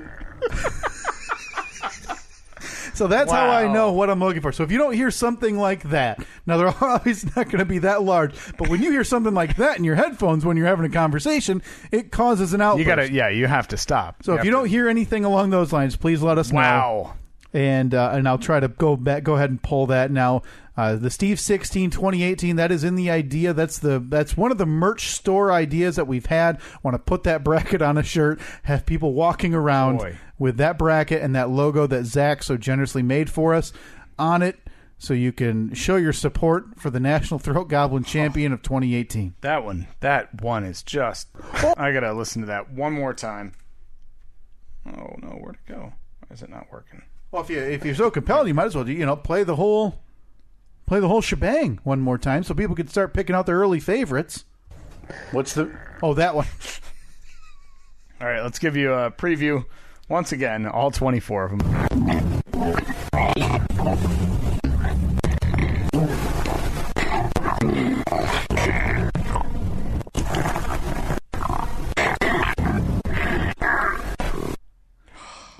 That is almost like if you went like a to song. It's a beautiful song. It's like if you went into like one of those 1950s or 60s monster movies and pulled some audio of what a guy acting like a werewolf or some monster. You'd get one of those. My throat is a Foley artist. we'll sell those sounds Yeah. to any movie studios or people looking to make some beautiful films. Anybody need 'em. You can't figure out the right sound effect you need, and you just heard that, and you like a light bulb went off. Just contact us. We'll sell those for the right price. That's Steve's body betraying him on a weekly basis. Yeah, for our entertainment. I look forward to those dollars rolling in. Be the first dollars rolling in the history of this podcast. Well, except for the T-shirts, the first shirts. That we Sorry, Shock Mountain half. for $41. Yeah. Did you declare that on your taxes, by the way? Oh God, no! I think I'm getting taxed on something I've lost. More you than me that we've lost money on in the whole. Unless I can write off all the losses we've endured. Yeah, I think you can. Can I? Right? Sure. Oh. By the way, I'm up to the Ferocious 4. Hey, we just got to stall a little bit longer for you to be able to put it together. Just twiddle our thumbs for a little bit. What else do you want to talk about? I believe I have one more thing I want to get to. What do you got? Before we get to the Fast Five this week, Steve. The Ferocious 4, sorry. And that is our very last regular season softball game last week. Oh, boy. I don't want to talk about it. Now, do you have the iPad up and running? I do, yeah. Do you have the music that I so desire? I don't know. I mean, this is a documentary in the making, Steve. Oh, of course I do. Of course I do. Boy, this is like your news. Of course. I do. What if I told you that an Achilles injury wasn't the end of a softball career? Tell me more. That the end of an Achilles could be the start of something beautiful. That 1 year later, he'll return to the field with almost zero fanfare. Almost. That after 9 games and constant singles, he needed a new goal. That goal was to touch second base. That 10 games in, a repaired Achilles led him to 2 doubles. ESPN Films proudly presents Kyle Softball? It's a pretty weak title. Well, I heard the downswing of the last note. I was going to go with softball star. I didn't want to go longer than the music. It ruins the ad. So you just chose Kyle Softball. And I'm going to have to debate your... 2 doubles in the 10th regular season game of the year in the most triumphant moment for Team Remax this season. Your claim the of team rushes doubles. the field as I'm jumping up and down on second base. What? They're high-fiving me. I felt somebody smack my butt. I'm just getting lifted up on shoulders. They're trying to carry me off the field with a trophy in my hand. I finally tell them, hey, guys, I'm the leadoff batter. I've got to stand here for a while. Guys, the game's not over yet. So I talked about it last week that I was done getting singles. I believe those are my exact words, right? I'm sorry. I'm just trying to take this all in. This is how choked up Steve is about me finally reaching my goal. Mm-hmm. I said last week, I'm done getting singles. I'm tired of it. At that point, I was 27 of 38 for the season. Okay, I don't need you to do the math. It was batting 710. You're welcome. I decided 27 singles was too much. Was 27 too many? Yeah. Everybody else ripping, doubles and a few triples, some home runs. I was left out of that group. Yeah. Until this week, where... in danger of having to forfeit the game before it begins because everybody's running late. We had our skipper / pitcher, Seinel and Ryan Young, running late. Had shortstop running late. One guy who had already not showed up this season, no one answering. We're at like 6 people 3 minutes for game time, and we literally can't start the game. So we've got contingency plans if one or two more show up. We figure it out. The team is all in favor of me batting leadoff. Right. Yeah. Which I appreciated everybody's sentiment because when the skipper showed up, he was adamantly opposed to me batting leadoff. Yeah, but we stood by you. The players got together, held a team vote, nearly fired the manager. I had to call the dogs off. They're all like, they're starting, there's a chant like, get him out. Like they wanted to fire the skipper. And I said, whoa, guys, calm down. This has to be a democracy. We can't, carry the monarch out on a pitchfork and burn him alive. Let's let the man speak. Carry the monarch on a pitchfork. So that's weird. I must not have been there. The team votes, and vote. it's unanimous. There's hands raised. Everybody, a couple people walked forward, said, "I am Kyle." So it was like it was just like Spartacus, like in Rudy when everybody walked in and put their jerseys down on Dan Devine's desk. Yeah, well, no, I was thinking more like Spartacus, where I'm a slave. Yeah, that is offensive on many levels. No. The movie Spartacus, they were all slaves. Right. And I'm just comparing it to the reign of softball. Oh, yeah, of course. So it's fine. You sure have been shackled for this whole season. Shackled by an Achilles injury. Thanks, Steve, for bringing that up and reminding everybody. 1 year removed by a prosthetic boot. 1 year removed from a devastating Achilles injury that most, according to some doctors, never walk again from. Yeah. Who are these doctors? For every 99 doctors you find that say Achilles injuries are recoverable, I'll find you one who says they're not. All right. And you said some, so that means at least two. So you surveyed 200 doctors. I'll find you two who said they're not recoverable, Steve. Okay.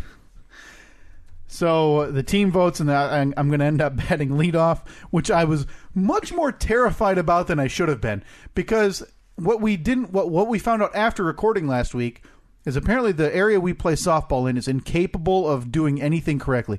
I received like 5 emails last week with tournament brackets that had our name in 4 slots.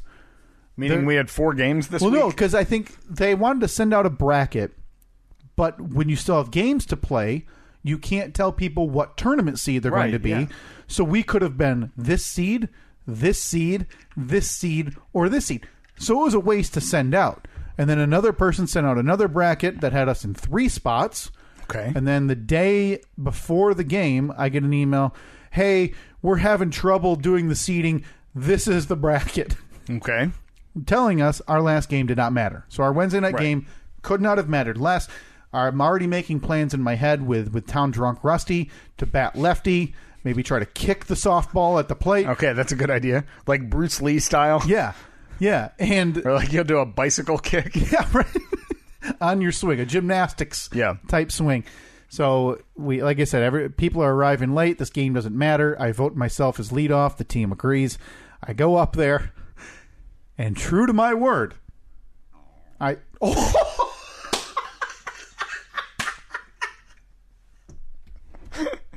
Beautiful. I can't even. Yeah, I mean, you're just sitting there. You're listening. I know. I don't know if you said a word in 2 minutes. I'm nodding. That's it. That's all it takes. Good Lord. That's 3 this week. 3. The record is 3. You've still got some time if you want to beat it. So we're up to 27? 27 if I can find all of them. So I go out there, and true to my word, Steve, I slap I'll call it a hard grounder. Some would call it a grounder. Hard ground ball to shortstop, I believe. And I'm charging down the line at first. I see the ball coming, and it goes off the first baseman's glove. Mm-hmm. Didn't matter to me anyway. I was charging so hard, I took like a 4-foot wide turn around first. You were nearly in the outfield grass. And I'm sprinting towards second. And I'm standing up at second, but I didn't stop at second. So you got greedy. Because I rounded second on the same turn, and I'm staring down third. So at this point, you're trying to stretch an error. And out, yeah. Yeah. And an E6. Into a triple. Into a triple. Yeah. Okay. And the record books will show an out. But let the record books also show by a hair. No, they don't show that. It's pretty cut and dry. We're going to asterisk this one. It was, I think I slid, and there was a plume of dust, and this home plate umpire comes running down the line, and he's trying to move the dust away from my slide to see where the glove is and where my foot is. Yeah. So I think his vision was obstructed, and he calls me out at third, Steve, and the team nearly riots. No, I think the team laughed because here, let's go back to when I was rounding second. You want to go back to that one? Back to reality. I'll give you that. You did hit a ground ball to the shortstop. Mm-hmm. Thank you. You ran to first. The shortstop's throw was not on target. Hit off the first baseman's glove, as you said. Yeah. And rolled about, 10, 12 feet to the fence. Sure. But by that point, you were well on your way to second. Yeah, I was not stopping. And if you had stopped at second, you would have achieved the goal, achieved the dream with your, and I do this in heavy air quotes, double. Okay, first of all, we agreed weeks ago that if you reach base, that's why I did air quotes. Yeah, air quotes. Feels like the air quotes are minimizing me getting the double. Well, no, not at all. I mean, I'm giving you all the credit in the world that you got a double. Okay. Well, I mean, it doesn't feel like credit, especially the way you're saying it, and with the air quotes. I'm saying it exactly the way as I'm saying every other word. One more time. Yeah, you got a double. No, you're right. That time really hit. It does sound like the rest of the stuff you're saying. Yeah. So all of us were on the bench. We're excited for you. We're like, he finally did it. What the hell is he doing? And then you rounded second as the first baseman is holding the ball. He's a couple steps back towards the pitch, like he was going to walk over and basically hand it to the pitcher. Then he saw that you had gotten on your horse, headed to third, and I swear the third baseman had the ball as you were passing by the shortstop. I was out by 4 feet. And that's being generous. He had the ball, and I remember as soon as I saw him catch the ball, I did like that move where I try to, jump up and backwards and hope he dives at me with the glove and misses, and I go around him. Do a little sidestep around him. This time did not happen. No, it didn't. So I was out at third, but that does not. That goes in the book as a double, not a double. That goes in the book as a double and a base running error. That's how it would get scored in a Major League Baseball game? I don't think it would. That's how it works. I mean, if we're going to exclude the first error. Right, which is kind of... Which we have. Major. That's how you batted 600 last year and this year. You're right. That is fair. That is fair with the rules that we have been doing. Yeah. Yeah. I hit a double. Well, and got... You hit a what? A double. And I got thrown out running to third. That's a base running error. A double with a base out. A double out by base running error. Okay. All right. I'll give you that. Yes! I will give you that. So everybody's thinking he hit it. He got his one. I walked back to the base. Skipper's mad as hell. I'm pissed that I was yelling Ricky Henderson speech. Ricky Henderson speech. Oh no, I'm sorry. This was later in the game, but yeah. And Skipper's mad as hell. I'm laughing. And I come up to bat. Must have been next inning. There's a lot of scoring in this game. I come up to bat the next inning. I slap a patented Kyle, which I've talked about it. No team's caught on yet. No. I like to drop it about 5 feet onto the grass. Not a blooper, like a liner, but that doesn't go very far. This one went a little too far. Yeah. And it went to the point where the left center fielder almost caught it, but it went under his glove. Yeah. Second base standing up, Steve. Standing up. Second double of the day. Some would call it the first. I call it the second double of the day. And I yelled to you. I said, Ricky Henderson speech. I don't think you heard me. I didn't hear you. I was too excited. Luke Rock was the symbol of great base stealing. But today, I'm the greatest of all time. Thank you. If you had done that and then picked up the bag and walked away, and walked off the field into your car, that's it. That would have been the greatest thing I'd ever seen. Yeah. But my goodness, what a feeling. I've never been there. Mm-hmm. Second base on my own volition. It's like you're standing on a mountaintop, looking down at all the scum below you. Man, it had been weeks brewing. I had mentioned it 3 weeks ago or 2 weeks ago that I said, that's it. I'm hunting doubles now. So every at bat 2 weeks ago, I'm rounding for. It didn't matter with the ball. That's why your nickname. First. That's why your nickname was Double or Nothing. Yeah, because I'm rounding first, and I see one of my idiot teammates stops at second. Can't run. He's already there. So a double's taken from me, and this is all about my glory. And I feel like they all knew, but I was able to achieve it this past week, and 3 for 5. But you know what? My messing around those last few at bats, I went 3 for 5 this week, Steve. Yeah. Which, you're not going to believe this, dropped my batting average. Did it really? To 697. Oh, no. Just below 700. The hunt for 700 continues. Do we have to do the math? No, because I'm not going to be there, and I think we all know the season's ending this week. Why do you say that? It's a doubleheader. You're missing the heart and soul. And Rusty. Got one guy who doesn't show up. We played with 9 again this week. That goes without ever reply. No. Safe to say he's probably not going to be welcomed back for the fall team if it happens. I don't know if I'm going to play on the fall team now. Oh. Yeah. This is news. Why? Yeah. Well, it's frustrating how much I suck. I don't think you suck. You've been fine. No, the last 4 games have been pretty rough. You're batting whatever 500, a little more. Who cares? I think in the last 4 games, I would bet I've gone 2 for 15. Oh boy, who cares? We're 6-3 heading into last week. Are we 6-4 now? We're 6-4 now because with 9 guys, a 6-run lead was evaporated in the 7th inning in about 60 seconds. Boy, that was a fast inning. I as catcher, I crouched down. I don't know if I stood up and the game was over. Yeah. But again, it didn't matter. It didn't affect the seeding anyway, so it was all for giggles anyway. Mm. I think what you just need to be dropped down the lineup for a week. I would be perfectly happy with that. You got the 2-2-2, maybe some different surroundings. Yeah. Different runners on base, different people ahead of you, behind you, whatever. Cy, if you're listening, I'm happy to bat last. Doesn't have to be maybe, last. No, maybe I just need it. I need to be humbled. Yeah, drop them down. Yeah. Batting last. You hurt yourself. You're not happy with your batting. Hurt myself. Yeah, that was very frustrating. Just running.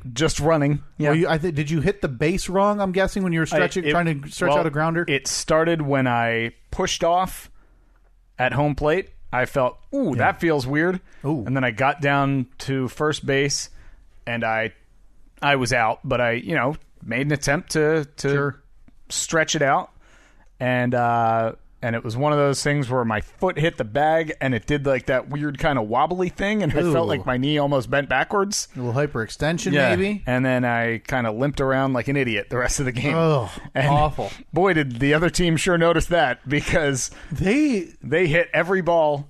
They had a couple guys that could really, they were right-handed hitters, but their specialty was pulling it down the right field line. Very good at it. Shallow, so I had to run for about 3,000 hits, which I normally don't have to do. Yeah, a couple of fly balls you had to chase down, things like that. It was very active. So, we lost 21-20. Again, doesn't matter. Steve officially won the bet, which I believe we started talking about last week. Never actually finished the conversation to say what it was that was finished. Steve, you won the bet. I bet 5-5 this year. I thought we'd go. I said 6-4. We actually went 6-4, which gives you the victory. Yes. Boy, does that feel hollow, though. Because I feel like I'm just awful. No, God. I wouldn't say so. I mean, if you feel awful, how do you think Jake would feel? Jake's the worst. Just kidding. I love Jake. I was going to say, Jake's great. Jake's doing really well. We put out a call for podcast listeners to play with us. Jake showed up.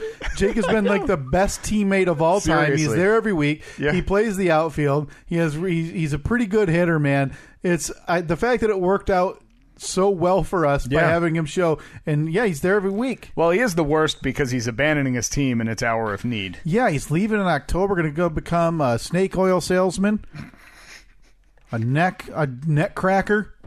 Oh, he's going to be a neck cracker. I didn't know that. One of those. He's going to go claim your spine is an S, And the only way he can ever be fixed is if he rolls his dirty paws around your back and snaps you in half. So he's going to be a chiropractor, is what you're saying. I mean, some would call it that. Okay. And that goes to a chiropractor. People love it. Swears by it. People love it. Terrified. I kind of want to go to one. I kind of do too. But from everything I've heard... Podcast chiropractor outing. Let's do it. Do they have like couples chiropractor? Yeah. Cracks? Yeah. Well, they'll set up the two bench. I'm assuming it's just like couples massages where they have two benches. You and I come out in towels. It's like a couple of candles in the middle. And you and I have got... Yeah, maybe like a fondue pot there too. And you and I have got like, selfie video cameras watching us get our backs cracked to record for the podcast. Right, of course. From everything I've heard, though, is that the first adjustment or whatever hurts. Probably. And then it never feels good. Like it's relief kind of after, but you're pretty sore and not feeling great after they start you on a path. Yeah, I should probably look into that because I feel like I'm all screwed up. You're all well. If it makes you feel any better, Steve. Now you hurt yourself running. You don't think you're doing great, which I think is way out of line. Now, granted, I am probably the one who gives you and every teammate the most grief of anybody. Yeah. From the catcher position. Yeah. Can we switch spots this week? Yes. No. Yeah? No, I can't play second. I can't play the infield. I'll play in the outfield. Infield. Why aren't you going to be there this week? I'm taking a little vacation up north. Oh, yeah. Heading to the Great White North of Michigan, the Upper Peninsula. Oh, you're crossing that stupid, little... The pinnacle of architecture, one of the greatest and most beautiful and enamoring suspension bridges this world has come to know. Covers the Mackinac Straits. Yeah, the wind blew. The bridge is closed today. You can see the Mackinac Island. You look north, you've got the Upper Peninsula of Michigan, which is like a totally different state and country. So to be clear, one of your pros for the bridge is that you can see things while on it. I'm just saying the beauty while you're there. So many sights and sounds. You're traversing a large strait of water. Look, I'm going to say something now. Okay. You may find offensive. Many people may find offensive. Okay. I hope the bridge falls down. Yeah, I think the people who would be most offended would be those who die while they're on it when the bridge collapses. Look, any right-minded person wouldn't drive across such a stupid bridge. They take a boat? Yeah. Okay. Yeah. That's fair. Water taxi. To get, like, with your car? Yeah. So kind of, okay. Yeah. Boy, probably more expensive than $5 to cross a bridge. Okay, I get it. But yeah, I put the call out. I tried to last year. It didn't pan out. But Jesse Douglas, if you're listening, I know you visit the UP quite a bit or you live up there, one or the other. If you're going to be in town, or in town, meaning the Upper Peninsula, let me know. Maybe we can meet up and get a drink somewhere. All right. He was sending me pictures last year of the area he was in. And so where are you going to be exactly? Houghton. The beautiful town of Houghton, Hancock, site of Michigan Technical University, one of those two. Michigan Tech is what all the Michiganders call it. Yep. Visiting a friend who works at the university up there. Show me the sights and the sounds. Very nice. Looking forward to it. So, yeah, I'll be there. So, I will not be at the doubleheader playoff game this Wednesday. So, let me ask you this. Mm-hmm. If we do well in both of our games and we take a picture. Oh, don't do it. Is that going to be a problem? Yes. Yes, that's a problem. I'm the only one who was there like every week last year, and I ruptured my Achilles. And you a-holes take the team picture the 1 week I'm not there. Well, it just happened that the week that you weren't there was when we got the trophy. It's unbelievable. Well, it's probably going to happen again this year now that I think about it. It probably is. I'll tell you what. We'll just take a picture of the trophy and send it to you. How about that? What's the turnaround that we can get a cardboard cutout of me? Oh, I bet we could get it very quickly. We should do that. Yeah, get a cardboard cutout of like me. a FedEx Kinko's. I'll be wearing my uniform. Maybe I'll put some dirt on it. Something. We'll go simple. We'll just get your head and put it on like one of those paint stir sticks. And I'll just be like over somebody's shoulder. Now, would you be okay with that? I'm not going to be happy, but it's better than me being excluded. Well, you weren't excluded. I mean, no, I was. What is the opposite of included? Well, excluded would mean that we purposely did it. Like you were purposely excluded. No. You were the one that chose not to be there at your team's hour of need. Remove from consideration. How about this? Rule out. How about this? we all hold up cutouts of your head in front of our heads. Now we're talking. So it's a team of Kyles. Now this is the same league that the pitcher was taken in last year. I want to say it was the fall season that this pitcher was taken, or was it the summer season of the area we left? Okay. No, it was definitely fall. We did not get any trophy in that. Good point. Yeah. So yeah, there's actually very funny. That might happen this week. That might be the week that they hand out if we get a trophy. I don't even know. I think we came in third place. I don't know if we get a third place. You got a second place one last year. Yeah. Wonder if they do for 3. You would think, yeah. I mean, gold, silver, bronze. Well, my heart's breaking all over again, Steve. But like I was saying, you got hurt running to first. Mm-hmm. I have been dealing with, now granted, I legged out. I had a walk, a double, a double and a half. That's what the official record book will show. And I was out twice on ground balls that I ran to first, and I caught. That's it. That's what I did. Yeah.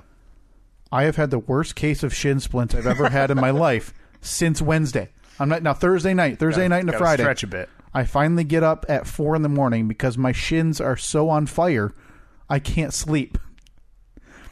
I take like 6 ibuprofen, 2 Tylenol because my shins are hurt from 2 doubles. Yeah. So you gotta be a little lighter on your feet. Now here's what I ask you: you've run some marathons, some half marathons. You've run leisurely in the past. Can you teach me how to run? I've been very fortunate. I've never had shin splints. Which from talking to anyone else who's ever run before, seems like I'm an anomaly. Yeah, that it's never happened before. I'm consider myself very lucky that I haven't, because it seems like the worst. Yeah. Yeah, I can teach you how to run. I appreciate that. How far you want to go? To second base. To second base. All right. It's like at softball field, what's that? 100 feet.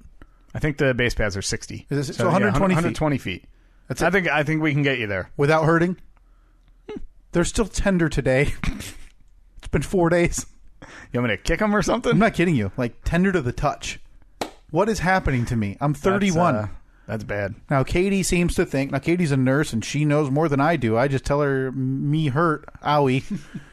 And she thinks that... Say you have acute shin splints. She seems to think that since my Achilles injury, I may run a little bit different. Okay. Maybe trying to not put as much weight on the... And I don't feel it, and it's a little bit different running in cleats, obviously. But you're like subconsciously... trying to shift the weight to the other side or something? Or like maybe shifting too much weight to the front because I'm afraid to like really put all the pressure on my heel. And running on your toes is going to just deadly. So I need you to teach me, Steve. Don't worry, man. How to run. We'll have some running school. Yes. I think along with the cleanse, I think it's about time that I've turned over a new leaf, gotten a little bit healthier. Podcast, remember last year when we were doing those...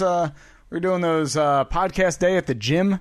Oh yeah, did a couple videos. Yeah, it was last summer before. You had what the heck was that guy? What was your trainer's name? Dreamboat Wayne Dreamboat. Yeah, Wayne Dreamboat. Oh man, Nikki, I know we've called on you once this week already. If you could direct Phil apart. I don't want to picture a Wayne Dreamboat. Well, he doesn't know what he actually looks like, but I want like Wayne Dreamboat's School of Exercise and me like on a logo. Me with like barbells over my head. Now that was last summer. Nikki, if you could be so kind. No. We don't even need. Nikki doesn't even need to chase it down. It's just, hey Philip, there was a brief time when I went to the gym a lot, and my trainer's name was Wayne Dreamboat, and I don't think you ever talked about what he looked like, so it doesn't really matter. No, he's just a regular guy. So in my mind, he's got long hair. Wears those reflective sunglasses like baseball outfielders. Do they flip up? Yeah. Oh, yeah, absolutely. And he's got shorts that are like above the knee, but not like when you see people with shorts above that are comfortable above the knee, like 4 to 6 inches above the knee. And they're like the biker shorts, like the the mesh spandex type material. Yeah, and he's always got a clipboard. Yeah, of course. And for whatever reason, a whistle. So it's like gym class. Yeah, kind of. Yeah, this is Wayne Dreamboat School of Exercise. So he's on there doing like the bench press. He's like, tweet, tweet, tweet. Yelling reps at you. One more. Yeah, boy, that's harkening back to the past. Yeah, because I worked out a couple of times with you, and I was going to the gym. Then I ruptured my Achilles and said, "That's a terrible idea." Yeah, so that wasn't summer then. That was spring. Yeah, spring. And to be March, winter, spring. Yeah, it has to have been March because it was just before softball season. Yeah, so I think the time has come to get back to the old gym. Start doing some. You still pay for that membership? Yeah, I sure do. When was the last time you were there? A couple of months ago. Couple? Yeah. Last time you brought this up, it became a point of contention in my marriage. Because you were going to be Buff McStudley at your wedding. You wanted to get fitted for your tux in August, and by November you wanted the shoulders to be ripping out as you walk down the aisle. Yeah. Didn't happen. I was every day, I would say at least 6 days a week for 3 months. Yeah. I was at the gym. It became a part of my life. It's safe to say Wayne Dreamboat's either retirement by choice or retirement by force had something to do with that. Because you were on his plan. You were supposed to have a follow-up meeting with him about updating your regiment. Yeah, because I had plateaued. Yeah. And I was I couldn't improve any more than I had. Wayne Dreamboat was gone. Yeah. He left you in your time of need. Out of my life forever. And I had to look at this poor schlub walking down the aisle in November. Yeah. I apologize for that. Sorry, Annette. Happy birthday. All right, I think it's about time we get to the well past the Fast Five. Hey, Fast Five. Congratulations. Just Fast Five. 1, 2, 3, 4, 5, 5, 4, 3, 2, 1. Me? Yeah, all right. go ahead. Yeah, why not? Here we go. The first one on my list: WWE Evolution. Yeah, big news. That's the all-female pay-per-view. All-female pay-per-view. That's pretty cool.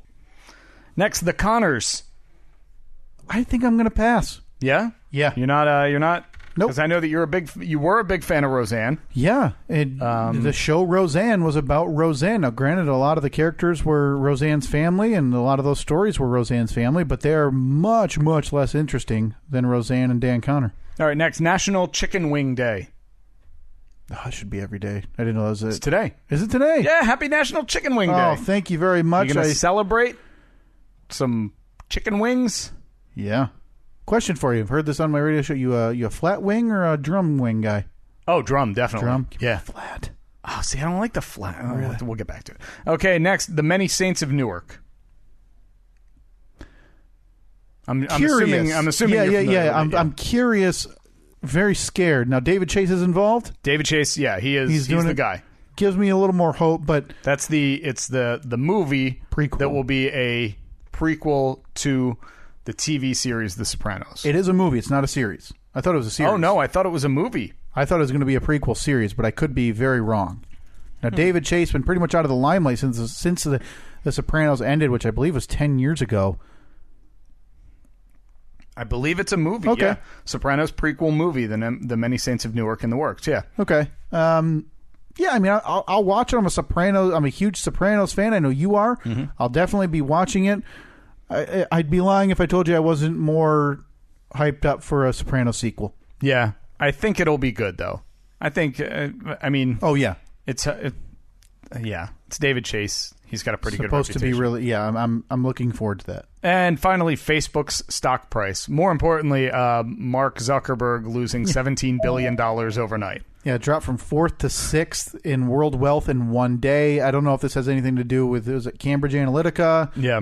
Oh, was it still? I would assume so. Yeah, dropped. I can't imagine everyone's over that yet. Like, no big deal. Dropped very, very fast and very, very hard. Still not worried about all Mark. Still has billions and billions of dollars. But just imagine, though. Imagine waking up and looking at your phone, because I'm sure that Mark Zuckerberg has an app on his phone that is solely what his net worth is. Yeah. Like he just it's called Zuck, and he just taps on it and he sees like, oh cool, I'm worth like $50 billion today. Cool, why not? And then the next day he taps on it and is like, oh, down to $33 billion. What the hell happened overnight? Yeah. Yeah, crazy how much that can fluctuate. And you see, hey, $2 in stock, that's a big drop. You don't really think about the effect that has on guys like Zuckerberg who have everything in that. Yeah, $119 billion it looks like total was lost. Yeesh. Founder and CEO saw his fortune drop by $17 billion.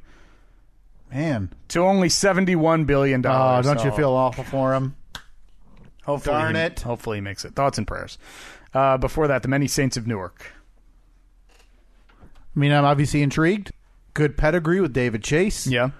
And I think HBO into the prequel and movie business. They just announced a Deadwood movie. Yeah, I to saw start that production too. this fall. Now, did you watch that? I started watching it a couple years ago, stopped like in the middle of season 2, so I will go back and watch it, and I'll have to restart it all. It's a very heavy show in terms of you need to watch. It's one of those, we talked about it, you need to watch. That's all HBO shows, like Westworld. Sopranos were like that too. Yeah. Well, actually, not really. Not as much, but there were still characters and things going on in Sopranos that you needed to pick up on. The thing that The Sopranos was always, it was infuriating, but it was also, it ended up being just how the show was they'd have one episode that was focused solely on one thing.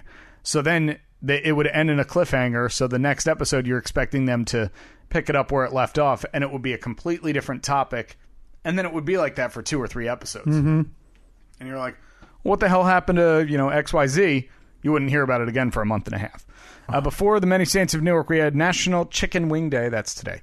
Oh, big day. Happy day. Big day. So you're the flat, really? Give me a flat. Give me a bucket of flats instead of a bucket of drums. See, I like the drumsticks just because it's the one bone. I always feel frustrated with the flats because it's the two bones, and then you got the weird in the middle. Bit in the middle. I could see that. I mean, it's usually if you get a good one, if it's made right, you're able to pluck it mostly off in one shot. But I feel like the drums, I run into a lot too much of gristle at the top of the drum. Oh, see, that's the best part. Oh, that's why I don't like steak but too much fat. I don't like fat in that stuff. All right. No, thank you. By the way, had steak and eggs for breakfast this morning. Cook that baby well done. Medium. A little pink in the middle. Oh, cool. So you had red eggs. I did have my eggs over medium, so they were nice and yolky. Right now, you're probably not a fan of the yolky eggs, are Here's you? the thing. My entire experience with eggs has been, whatever you get on a breakfast sandwich, which most play is like not scrambled, but scrambled into it's a fried egg form. Yeah. A couple of weeks ago, Katie made like breakfast sandwiches at home. Made me one of those very yolky. That was an experience. I didn't hate it, but there's something about runny yolk as you're eating like a sandwich. Yeah, but the best thing is you take like a piece of toast. And that's what I see people do. Sop it up. Oh, it's good. It's good.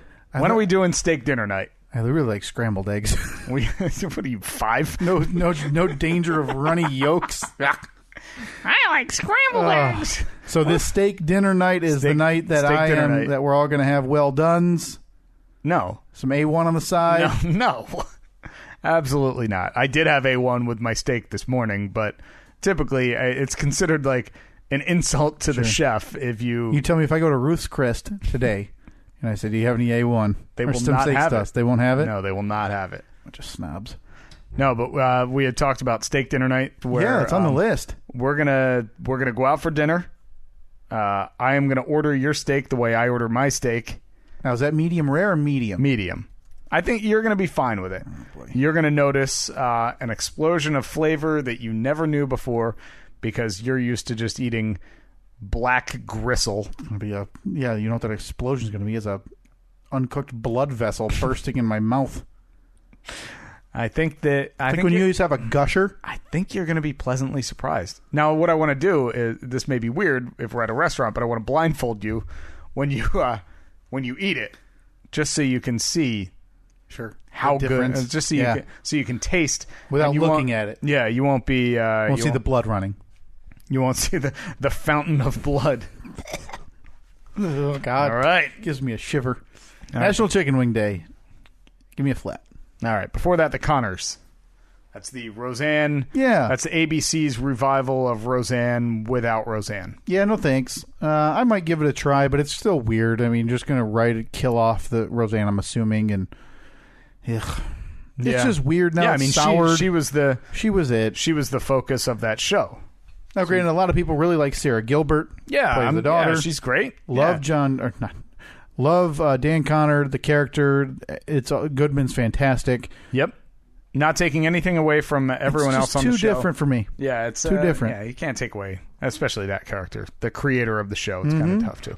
And finally, WWE Evolution. Yeah, big deal there. All women pay-per-view coming this October to the friendly confines of, I want to say it's like Staten Island, New York, or no, Nassau Coliseum. Where's that? New Jersey? Nassau Coliseum. That's on Long Island, I think. No, Long Island. Yeah. Not Staten Island. But yeah, so the friendly confines, I'm sure that nothing amiss will happen there with the crowd. No, not at all. Probably going to be very welcoming. Yeah. Yeah, first ever. They've been trying to just do a lot of first evers with the women. First ever Royal Rumble, first ever Hell in a Cell match, first ever yada, yada, yada. To get it on a level playing field, they've gone away from, they used to call them divas, which is essentially glorified, wear your bikinis out there and do bra and panties matches. Divas are no longer. Nope, they are all called superstars now in the women's division. So it's a big deal. I'm curious to see how it'll go. Their women's roster is obviously thinner than the men. There's just not as many. So putting on an all pay-per-view with some women who probably aren't ready to be that elevated onto a pay-per-view, you might see some rough wrestling. Now I'm assuming we can expect a main event with Rowdy Ronda Rousey. Yes, I don't know. It's obviously months away. Doesn't matter. Pen it in. Yeah. All right. No question. And that is it for my Fast Five. Fast Five. 1, 2, 3, 4, 5, 5, 4, 3, 2, 1. Major League Baseball trading deadline. Oh boy, man. Tuesday 4 p.m. Steve, where are you going to be? Yeah, I'm going to be at the my deadline headquarters. A lot of people call it the hot stove. Yeah, the hot stove report. Turn it on. Yeah, watch Put it on high. Making sure that my favorite ball players end up where they're supposed to be. Movie Pass. Yeah, that's I know it affected you. Unbelievable. As recently as 5 hours ago. Yeah, so they're done. Not officially, but officially. They're going under. Yeah, I think it's closer to extinction than you would think. All right, we'll get back to we'll talk more about that when we come back. Mission Impossible is the new one? Is that out now? Came out this weekend. Okay. The one thing I know about it is that Tom Cruise really messed up his leg. Yeah, jumping on that stunt. I remember the video like 6 months ago, 8 months ago, or whatever, jumping from one building to another. Screwed himself up pretty badly. Is it doing well? Did it good reviews? Is that what you went to see this morning? I did not, and I'll follow up with that in a while. 97% on Rotten Tomatoes. Wow, one of the highest reviewed movies of the year. Made $61 million this weekend. All accounts say it is absolutely fantastic. Nice. So I will definitely be watching that shortly. Okay. NFL training camp, which, by the way, he's 56. Tom Cruise is? And he's jumping buildings. And he's still, by all accounts, he looks like he's probably in his mid-40s. And he's learning how to fly helicopters. That was crazy when I watched a little 2 or 3 minute video about that, how he learned to fly that helicopter because they wanted specific shots that would have been impossible if there had to be like a rig mounted in a certain spot on the helicopter. So he learned So he just learned how to fly a helicopter. The stat that I heard on a radio show I've mentioned in the past, the Dan Lebitard show, they had a stat earlier this week that is nearly impossible to believe. And that is that Tom Cruise is 5 years older than Wilford Brimley was in the movie Cocoon, which is what made Wilford Brimley famous. What the hell? Wilford Brimley was 51, and in case you're wondering what did he look like in Cocoon, it doesn't matter. Yeah. He looks the same today as he did in the movie Cocoon. Exactly the same. Yeah, the guy hasn't changed. Tom Cruise, 5 years older today than Wilford Brimley was then. That's crazy. Unbelievable. NFL training camp. I'm excited about it. The only reason I get excited about that is because it means HBO Hard Knocks is coming back soon. Week and a half. I couldn't be Cleveland Brownies. Couldn't be less interested in NFL training camp, but for some reason, HBO Hard Knocks is a must-watch for me. You ready? So a week and a half, there's going to be the first episode. I believe it's August 9, I want to say, is their first episode. So, it's a Sunday. Not this Sunday, but it should be the next. Cleveland Browns, with Baker Mayfield. Baker Mayfield, the number 1 overall draft pick. Josh Gordon, not in training camp. He's kind of he's a pariah, one of the greatest wide receivers in the NFL. Suspended for about 2 to 3 years based on drug use and 2 to 3 years. He had a year-long suspension, then he wasn't reinstated. He's had multiple before that. He was back last year, middle to late of last year, did really well. Now has stepped away from training camp to as part of his process to make sure he is on the straight and narrow. Mm-hmm. Very concerning to a lot of Browns fans. All these storylines, but the most important thing, Steve, are you ready to be emotionally devastated by getting involved in like 6 undrafted free agent stories only to see them cut at various times? Yeah. Last year it was who was it? It was that kicker. Was it the kicker for the was it the Bucs last year? Yeah, Tampa Bay Buccaneers. Oh, I didn't care about that kid. His first round pick, he got a lot of money. Yeah, I mean he did all right, but still, was it Aguayo? Roberto Aguayo. Yeah, it's weird how I get. Yeah, you get totally involved. You get totally emotionally involved. Now, I always wondered, how do they pick these storylines, or do they just kind of present themselves? Yeah, it's impossible to get HBO's method to their madness. They find good stories, and I'm sure they interview everybody. Yeah, I wonder if they talk to like the whole coaching staff leading up to it. Like, who's the story this year? Who's a personality? Who's the guy that you're looking at? Who's somebody that's on the bubble? Who's your lock? Who's the guy that you're hoping upsets everybody else? And yeah, I love that show. I can't wait. And lastly, Les Moonves. Oh no, what did he do? Oh, you didn't hear? No, died. Hashtag Me Too, Steve. Oh, that's not a surprise. 6 accusations from the I don't want to give the time. I think it's 80s, 90s, or 90s, whatever. He's the former of Les Moonves is the head of CBS. Yeah, for Entertainment. I was thinking. Well, I don't even want to say who I was thinking. That would be unfair. Yeah. And now accused in a Ronan Farrow article, who appears to be the champion of the Me Too movement in terms of journalism. Wrote this article for, I want to say it's the New Yorker. Is who he writes for? I think so. He, bad accusations, not denied in full by Les Moonves. There was, I'm sorry, the same thing that I forget who it was made the same apology.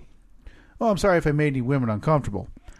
I came on to them. That was pretty much all of them. Yes. So he's essentially admitting, yes, I did these accusations, which is there's some touching, some intimidation, but he denies steadfastly. Obviously, the worst of the two, Steve, threatening to hurt people's careers. Yeah, no. Why would you do that? You're a powerful man.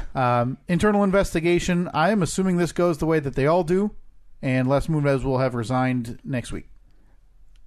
Boy, like I Big said, money. I hadn't heard about that at all. When did that break? Just a couple days ago? Wednesday or Thursday. Wow. Yeah, it's been out for a few days. Jeez. Yep. I just haven't paid attention. Now, this is the same accusation. Les Moonves is in the same position as Roger Ailes. Yep. Knocked him out. He was the head of Fox. Yeah, it's true. Bill, I stepped on top of it, though. Okay. I couldn't have stomped it if it was an ant any harder, but I will mark it down. This is a day that will live in infamy. 4 of them. 4. The rarity of rarities. We're up to 28 for 2019. At this rate, we may have a field of 128. Won't fit on a shirt next year. That's going to be a big shirt. Any of our plus-size listeners, they're going to really like that shirt. Only people who can wear it. Yeah. We may have to put it like top to bottom instead. Before that, NFL training camp, we talked a bit about Hard Knocks in a couple of weeks on HBO. Fantastic show. Let's do it. Before that, Mission Impossible made $61 million. Fantastic reviews. You're Tom Cruise. Are you okay with Tom Cruise? I'm fine with Tom Cruise. People get weirded out with the Scientology. Yeah, I mean, I don't know. I can separate it. If you're good in a movie, then I'm whatever. And to be honest, I don't care what your religion is. I love Tom Cruise, man. It's I enjoyed Going Clear, the Scientology documentary, I guess, in air quotes, if you can call it that. But yeah, I'm fine. I am fine with actor Tom Cruise. I love a good Tom Cruise movie. Love it. All right. For that, we haven't done a movie like a movie outing. I've been waiting for her. We got to do Hurricane Heist. Live review. Watch. I'm assuming it's not still in theaters. Oh God, no. Jesus. No, that's it's still hanging on at the dollar cinema. Yeah. Before if we could see that at a drive-through. I'd need to see that in a large format. They need like a 4D for that. Where they just someone spraying my face with a bottle of water when there's a hurricane. Before that, Movie Pass had some troubles.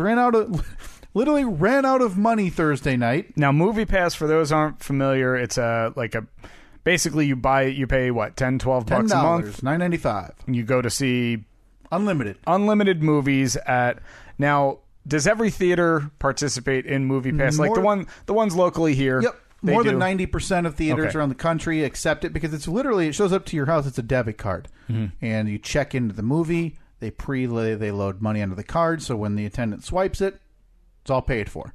Man, now the idea is that if you like watching movies, it's amazing.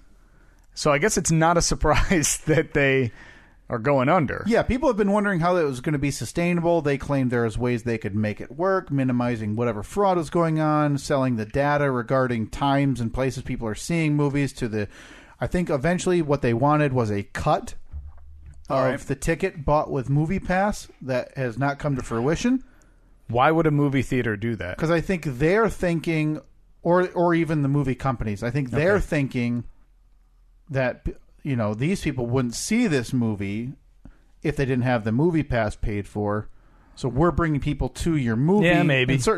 But that was the idea. You could say that for maybe like if somebody were to use that Movie Pass, how often did you use it a month? 4 times, 5 times a month? Yeah, I've had it since, I think, November. I've seen 20 movies.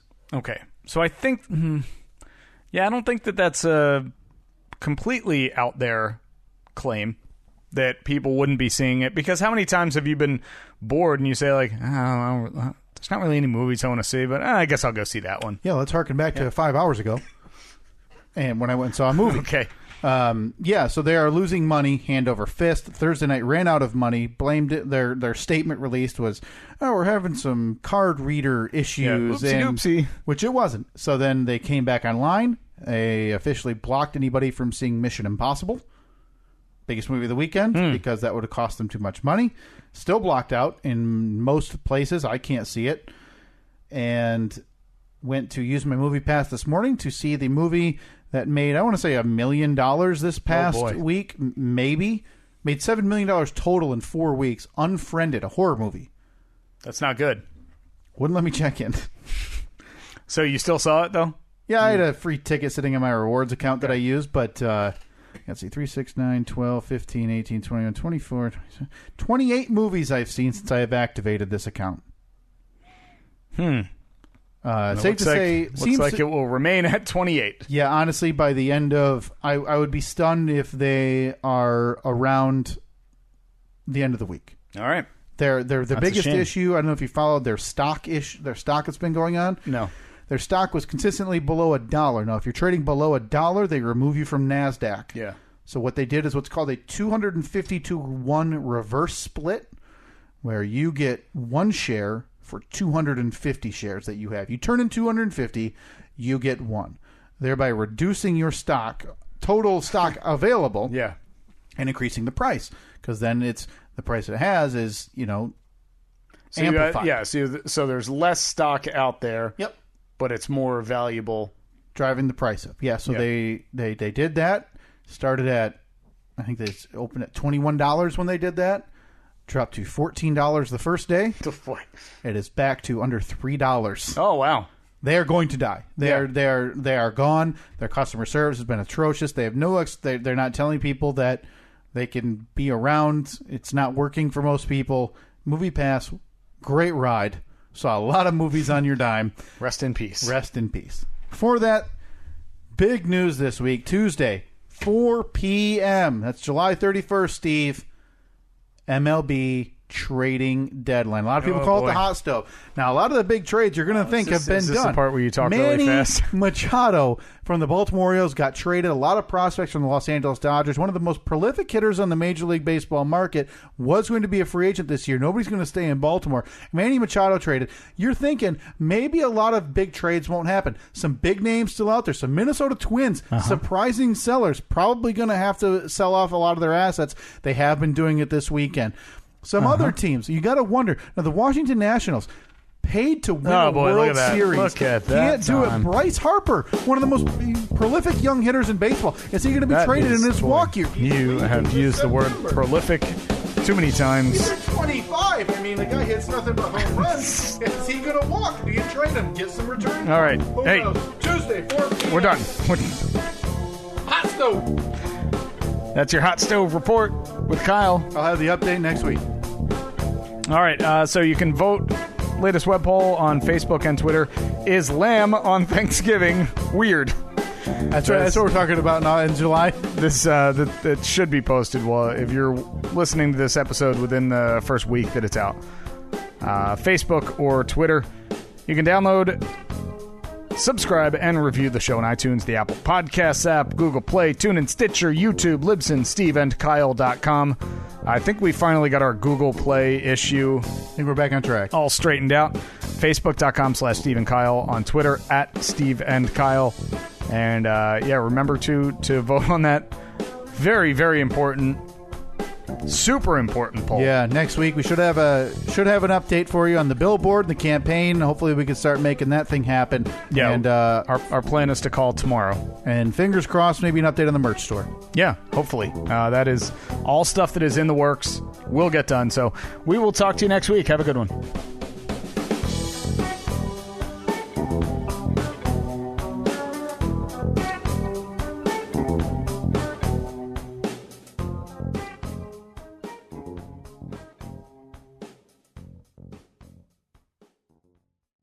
To everyone who wants a meal made just for you, let our team member Arish share what makes Culver special. We know the best meals are the ones shared with the people you love. It's why we handcraft our Wisconsin classics, so there's a favorite for everyone. Like our cook-to-order butter burgers and our real Wisconsin cheese curds. And there's no better way to treat yourself than our creamy, fresh, frozen custard. I put the same care into your meal that I would for my own family. Order ahead on the app or culvers.com for a meal made the Wisconsin way. From Wisconsin with love. Welcome to Delicious.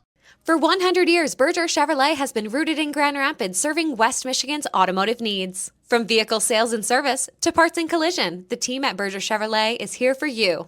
When you're ready to buy your next vehicle, come to Berger and find out why Chevrolet is West Michigan's top-selling brand. Since 1925, Berger Chevrolet has been your West Michigan Chevy dealer. Visit us in Grand Rapids at the corner of 28th Street and Breton Road, or start shopping online at bergerchevy.com. It's always better at Berger.